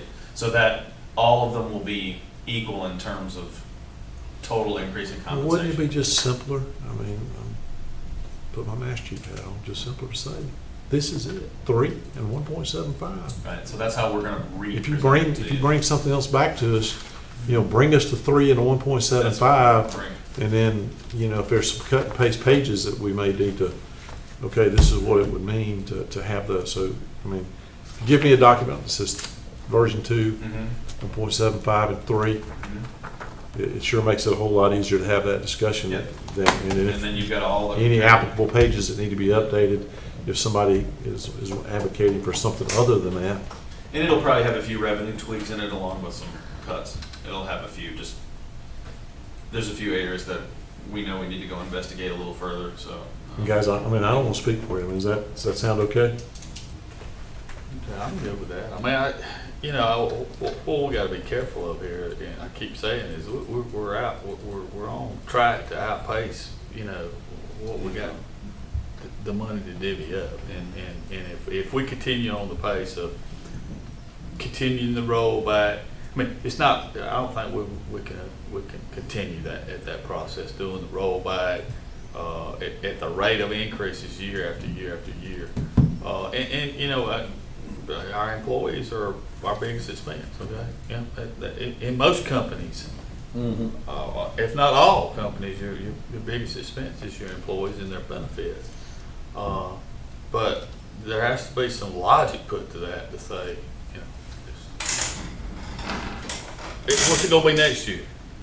And the year after that? What you don't and the wanna- year after that, and if you look at the track record, you know, we got a problem, but we gotta find solutions to a problem. But just saying, well, this is easy. What we don't want to have is a 3-4 years from now, a big increase in Right. millage to offset catching up. We're heading towards perfect storm. We have invested in the last 4 years, 5 years that we've been doing this, 3 of us, in the last 3 years for 2 of you. You know, we've invested in systems and enhancements that were supposed to, we had hoped would create efficiencies in the organization. So as you create efficiencies, you know, the number of, I mean, like I said, we're at 240 employees. You know, that I don't know that you'll ever see your number go down, but you want to level it off. So, we have done it, created, two code enforcement officers. So we added to our staff, but it was a priority for us and the community to do that. So, we've got to be willing to pay for it. But there's been some investments in technology in places that I don't necessarily know that we've realized any gains as far as people. We're still paying for people. Well, in fairness to the Board of Commissioners, for all the departments that I have the purview of administering, we're actually down net. So, not many, a few, but We've added some functions, but we've consolidated some functions. We've found a number of efficiencies. I mean, going all the way back to our billing consolidation and other things. banking consolidation. Or when we consolidated utilities with utility billing. Facilities is actually down a number of employees. So we still have, we have added, that's true, but not at the rate we've subtracted. But I think it's fair to say it's been stable. You need anything else from us? No, I think we just wanted it, we felt like it was important because this is really the first time in my 3-year tenure here where we just wanted you to see the first draft rather than the second draft and get you involved in the beginning so we could get some high-level feedback about what strategy we need to employ. So I appreciate it very much.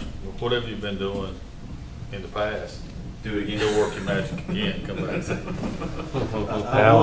I would like to see something out of the sheriff's office, is some kind of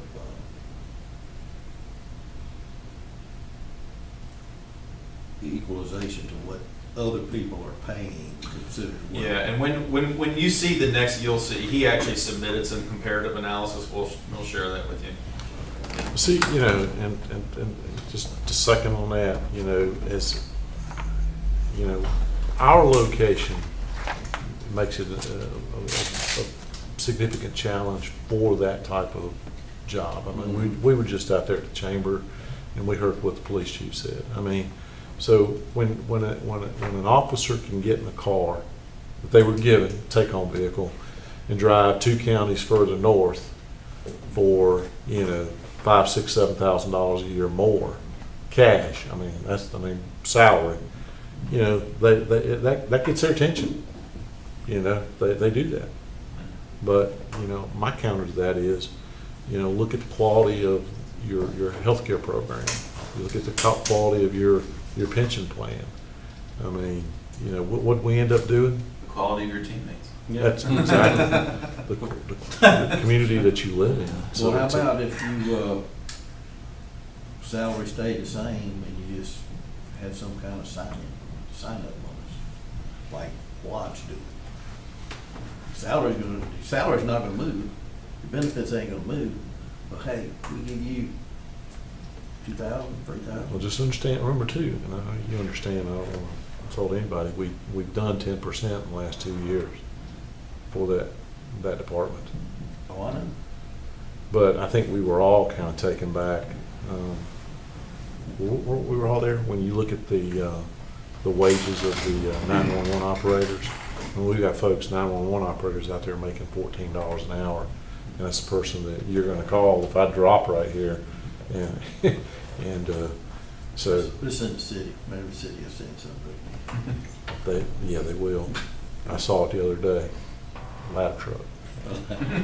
Come in that winter right here. But, so, I mean, there's room to do some stuff, but it needs to be a big comprehensive plan. I mean, you do 5% here again this year, where, if we just did what we said, that's another 5%. It's 15% in 3 years, with revisions to the pension plan and a pretty darn good medical plan. So, The pension plan strategy will begin to pay off in the next few years. It's just not. Well, if we get the comparison, from different departments. and I'll just to say it publicly, I've said it privately to folks. you know, like, keeping an employee on for 30, 40 plus years is costly. You know, we don't offer any sort of early retirement incentive.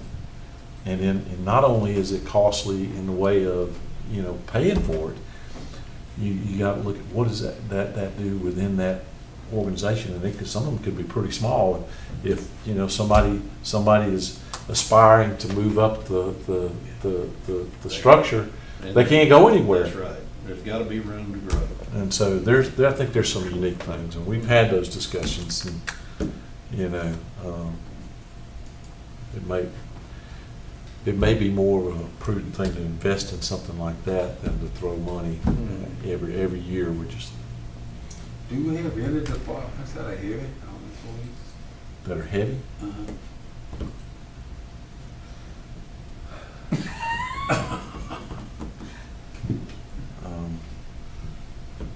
Well, If you want to see where they're all working, here's a sheet right here. I got the breakdown of where everybody is, and so, you know. it's not administration though, is it? Definitely not administration. Okay. All right. Well, I appreciate everybody's time, and Alan, and I appreciate you and It's a great everybody new look. on the document. I look forward to, you know, it even getting even better. Well, it's better than the chiseled in stone, That big binder. printed, you know, we've come along, we've got electricity now, so you don't have to sit there and chisel it in, right? Can you read that? So I'll, vehicle list they wanted. Am I lying? We'll talk about it later. Can you read that? No, sir. All right. Huh? I was. He was answering me. I'm sorry. You know, I'm just grateful that, we've got Alan, and we're, you know, moving up and make it more legible. We can believe 99.9% of it. So, every once in a while, there might be a mistake. He is in the Air Force. Was in the Air Force. You remember that? But he's from Ole Miss. Ole Miss and the Air Force. So, I'm surprised it's 4 o'clock. You're still here. Air Force, Ole Miss. So, Maps on that. It's because Jason's still. It's a tough run. sorry, I was, we're still doing recording. We are. Okay. Right, we need Well, to- I think we've got everything taken care of for today. I think we had 2 items on the agenda, didn't we? Was there another item? Vehicle. The vehicles, yes. Yeah, sure. I- All right, we can cover that real quickly. Or if you all want, if you don't. If it's on the agenda. I got the agenda- rest of my life. Now, I think. It's like, I don't. Now, I think we. I'm just about to run to the literally- restroom if we got more. Yeah, I think I I can can break read. for, just to go to the bathroom. Well, y'all can start and I can run and it'll be 2 I gotta seconds. You gotta You go. got, won't take me but a second. You ain't the only one got to go now. Well, I Everybody go then. Yeah, let's take mean, I a think. All right, we're gonna take 5 minutes, but keep in mind, we are Doesn't take that long. still live. 3 minutes. We're still live. For the vehicles, I think that I sent something, and then Alan sent a correction out that had a bit of a change in it, a couple of years. So it's something that y'all have had for a little bit. Darn, y'all can't hold it. Huh? Everybody there.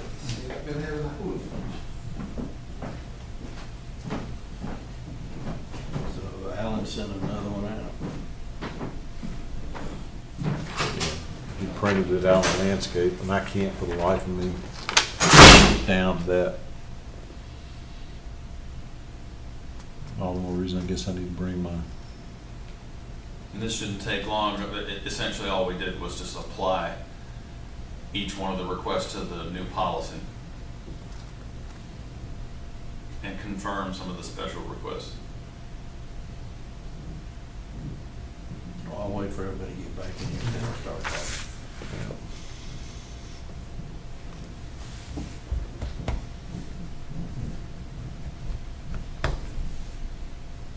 Is that the court upstairs? Probate? Wow.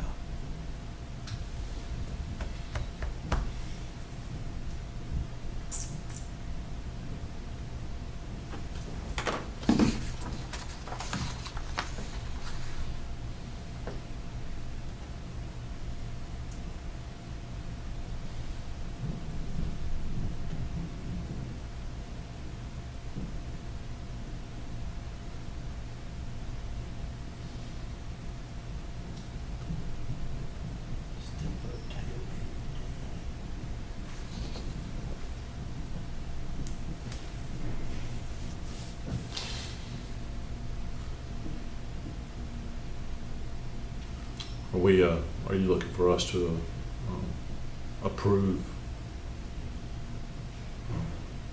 the list for the I mean, it's purchase? gonna be, I think the lead time on some of these are quite lengthy, so we're just making sure that there's a comfort level.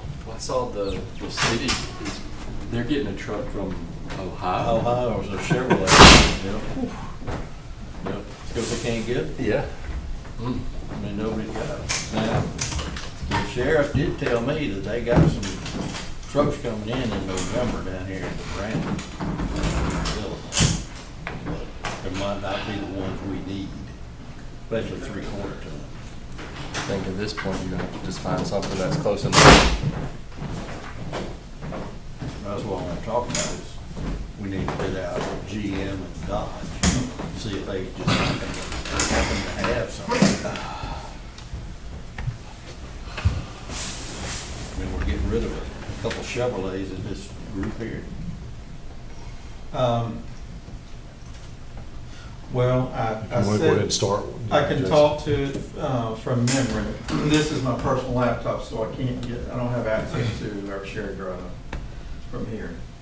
The listing that I sent out to you, we went back and asked each of the departments to give us more information with respect to their vehicles, as to why they needed what they needed, what the minimum was they could accept, the condition of their vehicle, et cetera.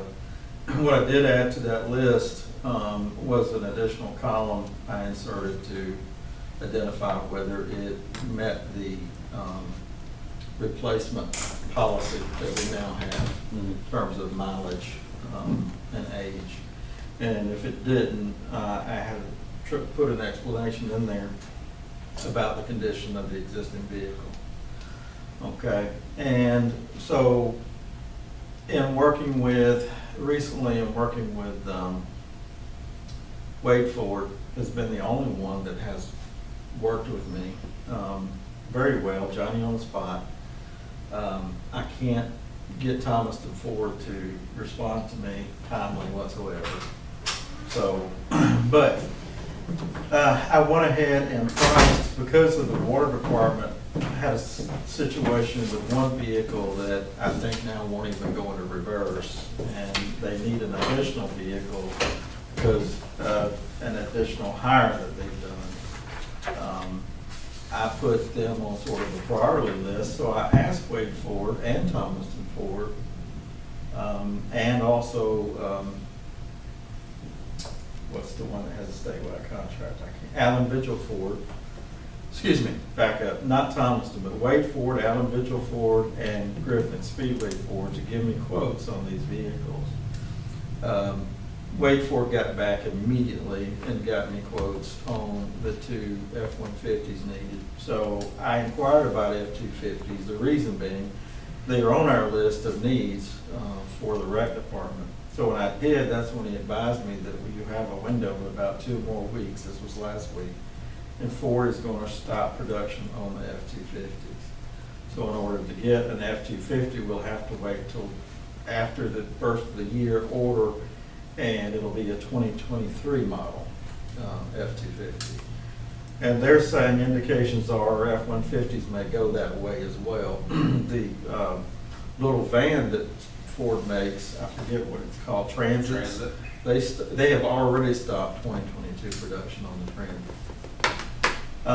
So I went out and I looked at the statewide contracts that are out there, and I don't have these. I can email them to you, but I can't pull them up from here.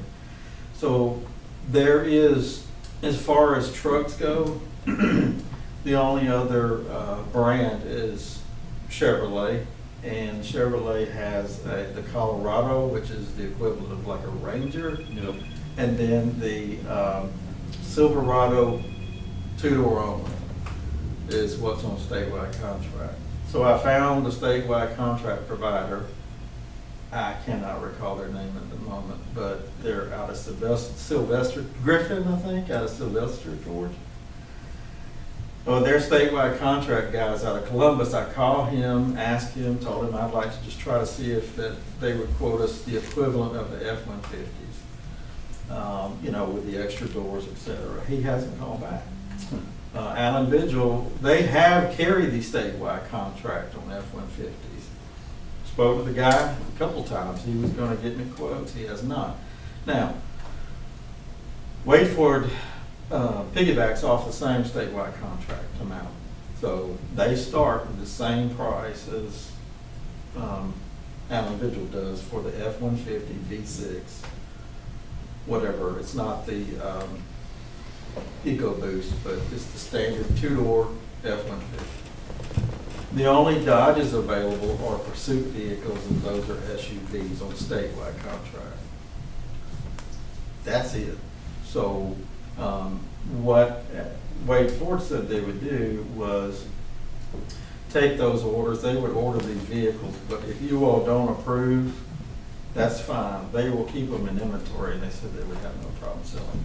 But I was just like, we need to hurry to get some vehicles ordered, particularly some of these, like where we have a vehicle that won't go into reverse now. And I think all of those vehicles were over our replacement, more mileage or older or kind. Sir? Everything was on the list. All of them, no, there's a few that's not. Several of them. Yeah. So, And I don't mean to interrupt you, but I just got a question. Look, if we got a truck that the seat won't move or the tail light's busted, why don't we get that fixed? I mean, does that mean you gotta go buy a new truck because my seat don't work, my tail light, the radio don't work? I mean, it's got 100,000 miles on it, but it's old, poor condition. I mean, who's working on these things? What is the maintenance schedule? I mean, and if we got a truck, if somebody came in today and said that if they had a 2016 truck and it had 80,000 miles on the transmission goes out on it, is it gonna show up on the list, or we're gonna go get the transmission fixed for $3,500 and keep driving that truck for 3 more years? I mean, how are we assessing this? Are we just basing it on the driver who's been driving around with tail lights busted for 2 years? And I don't, some of this kind of escapes me of what is our process, what is our maintenance plan, who's behind this? And I know that is not on you, and it really ain't on you, but I mean, if you look at that list, I mean, everybody's got to have a 4-door crew cab. Not everybody, but I mean, that's not fair. I shouldn't say that. There's a fair number of crew cabs on here that have to have tow capacity, that have to have lights in the rec department, lights. I mean, those costs for those lights are not that significant. I know, it's just, well, The only other alternative I can recommend is have the department heads come in individually. And I mean, I don't know what to do because we've documented this as much as we can. I mean, and it keeps, and you keep getting drugged down this, and here's the other thing too, if the stuff ain't available, I mean, do we just hunker down and endure? I mean, what kind of vehicles are we getting from the sheriff's department? There were like 10 vehicles from the sheriff's department. Well, those are being, they're being hauled down to that, in fact. Really? There was nothing that could have been repurposed for? I don't know. Yeah, don't. I know. You'd have to add another position to manage the fleet. I don't want to do that either. Yeah, we don't have the resources The bandwidth to do to- that. Is fleet management. And I don't think that our current shop is at a level that they could, you'd have to beef up that department. Here's the other thing too, I mean, what, if they've got to have it, and it's got to be a truck, well then, okay, they got to have it, it's got to be a truck, it may be 6 months to a year before they get it. But if they got to have it and it doesn't have to be a truck, like, what was it, the magistrate office? That's a truck. It's a truck, I mean, why? Well, we've posed that, absolutely. I know, posed but that if it's not question. available, Understand. keep driving what The you're only driving. alternative I have, for example, the magistrate, is to get her something like an SUV that sits higher off the ground. So I don't have it. I can show you pictures where their bumpers are torn up because they go off. They don't all have paved driveways that they're serving to. And so The sheriff's not driving pickup trucks all So you- over everywhere. So you can go and price an F-150 base model and get it for $26,000 on statewide contract. That's as cheap as you can get other vehicles that aren't on statewide. But you can't Or get 'em. cheaper. I'm sorry. But you said you can't get them. Well, I understand that. I really don't know all the answers to all your questions, other than we created a policy. And either Either stick we're by gonna the equip policy people or. or we're not gonna equip them. And we have SPOS dollars that can help pay, or will pay for these things. I don't know what. I would to just, say. at this point, I It's would just really- say, just tell us what you want them to buy. What do you want them to buy? Yeah. If you can't buy it. Or what do you Well, want us if to you order? don't order it now, you're gonna be even longer getting it, or we can take them in to repair them. But you're looking at some of these are old vehicles to repair. And it's like, why are you doing this when the value of the vehicle now is And, zero? and to Zero. Commissioner Ellington's point, you know, and I don't want anybody to get their feelings hurt. Go look at some of these vehicles. I parked by a vehicle out here and Now, take you as talking far about as Clemens? taking care, oh, no, I mean, the Oh. inside looked like, I wouldn't get in that vehicle. Yeah. I mean, I personally would not get in that vehicle. It was so nasty when I was inside. So, you know, who's taking care of it? You know, maybe, Yeah. I don't know, to your point, I mean, who's overseeing the fleet? You know, and you ain't got the bandwidth. We ain't got the bandwidth. I mean, we're sitting up here talking about $16, $18 million budget stuff, and we're Right. talking about $20,000 F-150 that we can't get. Understand. I just assume, look, we've got a policy.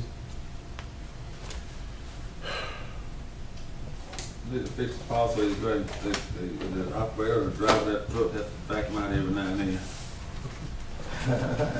I'll tell you what, you know, I ain't beyond saying, hey, have your vehicle checked once a month.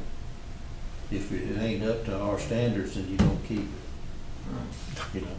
Serious as a heart attack.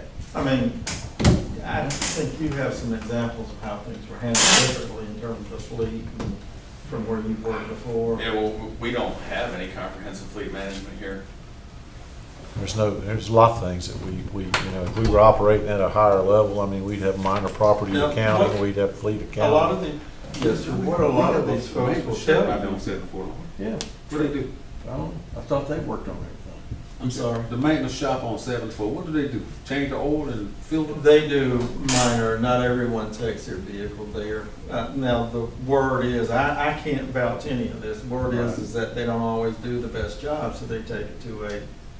When you say they, it's someone The that shop. falls outside our cognizance. the Well, shop. they spend most of their time on the heavier stuff. Yeah. I mean, Yeah, so they're not keeping up our entire. I don't fleet. want to pay wages and fringe for somebody to change oil. Like if we need to, if we need to hook that thing up, Cheaper to, Buy a new truck. So, if it's going to diagnostic, it's going to go to the dealership. Yeah. Or to a certified mechanic, yeah. what a lot of these people will tell you, I'll just use like Adrian, his vehicle. I mean, I've got pictures of it.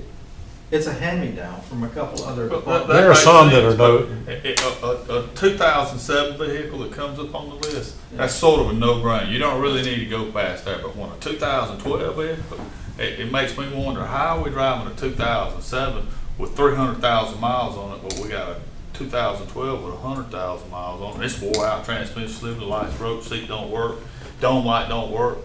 Depends on how they treat it. Yeah, I can't speak to all of them. I just don't know the answers to all those questions. What was our get rid of stuff? What year and how many miles? You remember, anybody remember? I can't pull up the list. policy. I can show you. You talking about the sheriff's vehicles? Everybody. Most of them were SUVs before. Are you asking what the policy guidelines? Yeah, like- Oh, yeah, Like how many years, oh, how many miles? 10 years, 125, I think, for a law Hell, enforcement. everything's over 10 years. Yeah. So we're looking at about $300,000 in vehicle cost, right? Approximately, yes. That we Now, can't get. you, That we need to order, You- yeah. but you all certainly can say no to some of these, absolutely. I mean, there was a sense of urgency on my part because of what I was being told. Again, we're not obligated to pay for anything. It's just like, well, if they need these vehicles now and we don't buy, then we wait until next year. And we're purchasing 2023s already. And there's gonna be a price increase. 2023 prices are gonna go up 2 to 3%. We'll still have the splosh dollars, all right. We'll still have spots on. I just get it. But you may not be able to get them. Look, I'm done talking about these vehicles, me personally. I just want to give Jason the list, so you know, It meets the. I think some of these can be, If it Looked meets our at- current policy, yes. Yeah. If it does not, no. Okay, easy enough. And Easy that enough. way, it appears that's gonna be the only way to get this message out. If it meets, it meets. If it don't, Okay. unless it's an extraordinary circumstances. Mr. Chairman, if I may, our personnel policy expert, we do, New type. we do have something in our personnel policy about treatment of a vehicle that's assigned to you, yeah. But there's nobody checking on that, I'm Now, sure. I do believe on that, what about, for example, if you get something from a shop, a recognized dealer or shop that says, look, it's gonna cost you $3,000 to put a new transmission in this thing, this vehicle. Because the water department did send me something, I believe, because I had a number of departments send me stuff, like from a shop. they should take better It care said, of. hey, I can put a new tranny in this thing, but you may want to consider.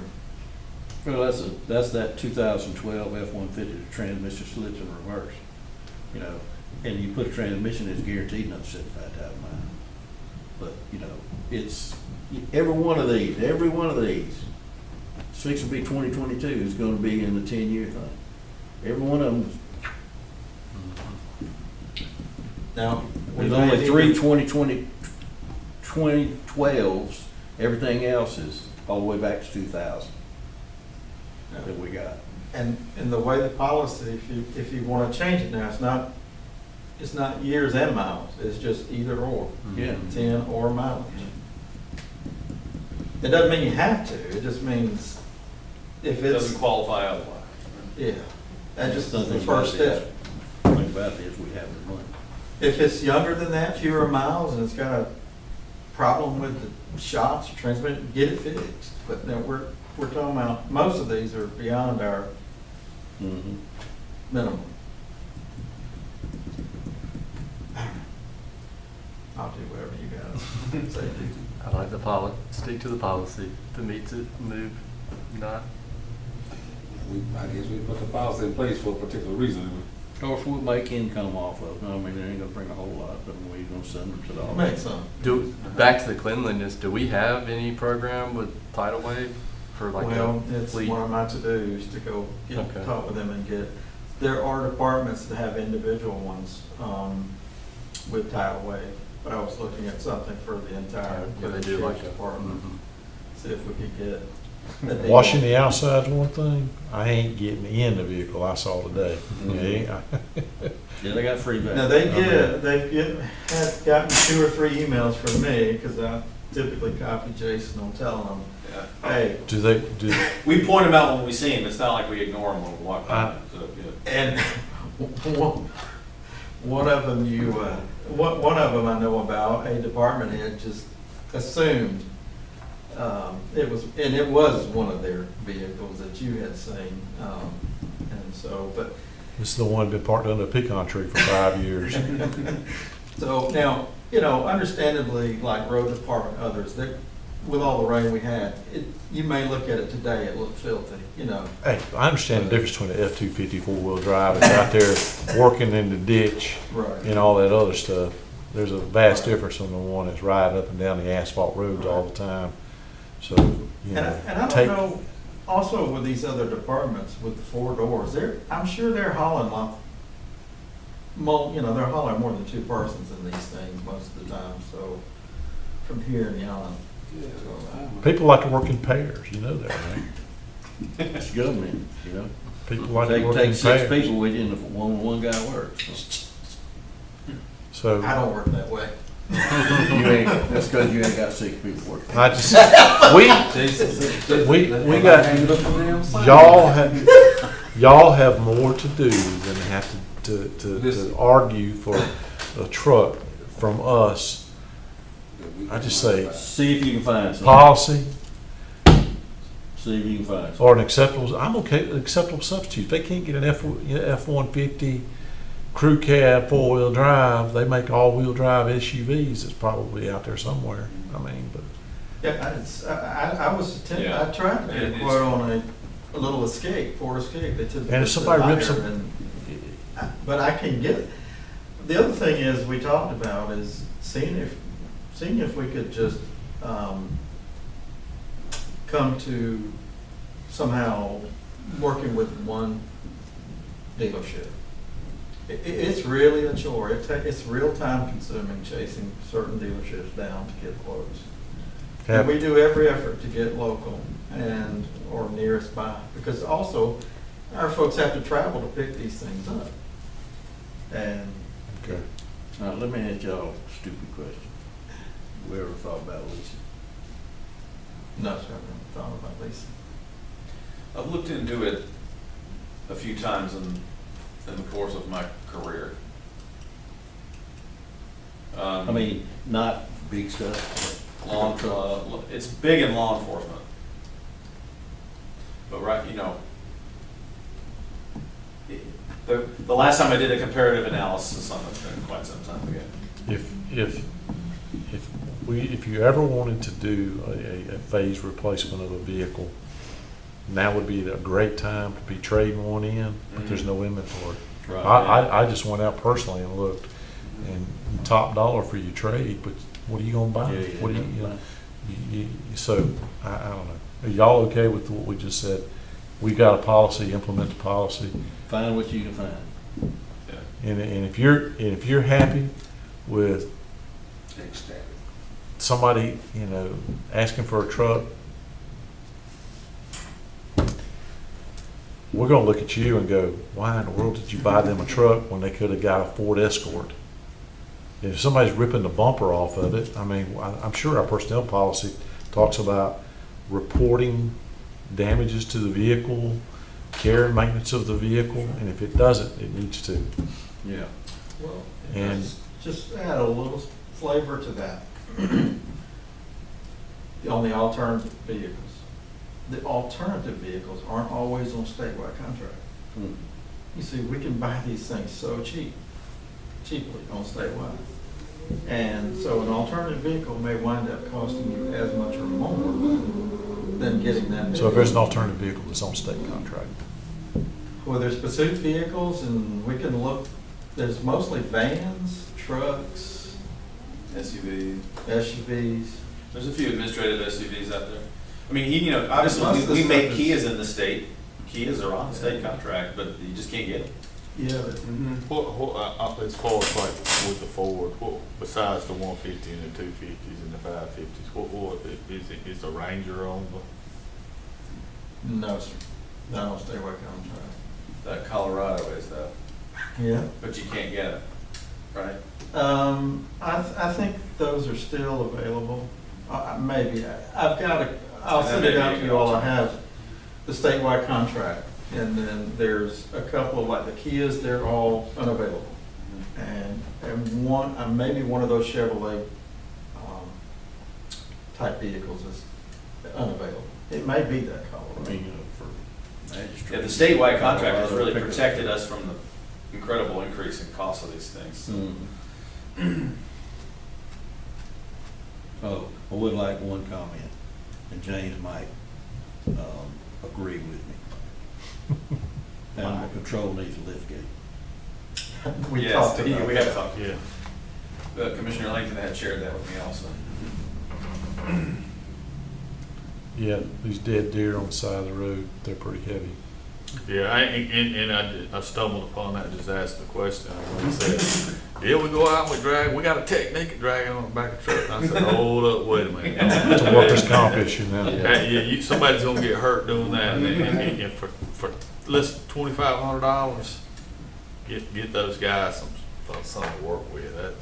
I don't wanna go out, snatch a tore up 200-pound deer onto the back of a pickup truck by myself. I ain't going to, I'm gonna change it, pull it somewhere. Okay. Thank you. So buy what you can, take care of what you got. You got more important things to do, you got more important things, you got more important things to do. They're all important, but we've got to get through this budget season. It's on us, and, you know, I don't lose sleep at night over an F-150.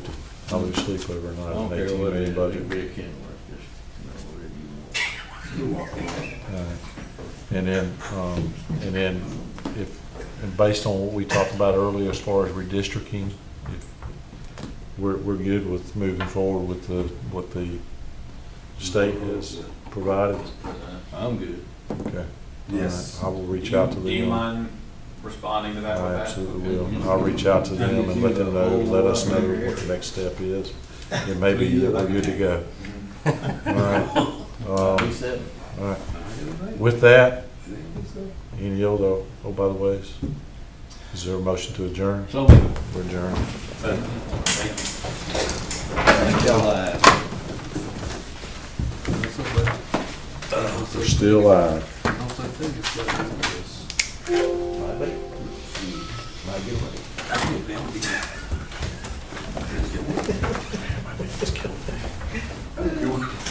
You want to shred these?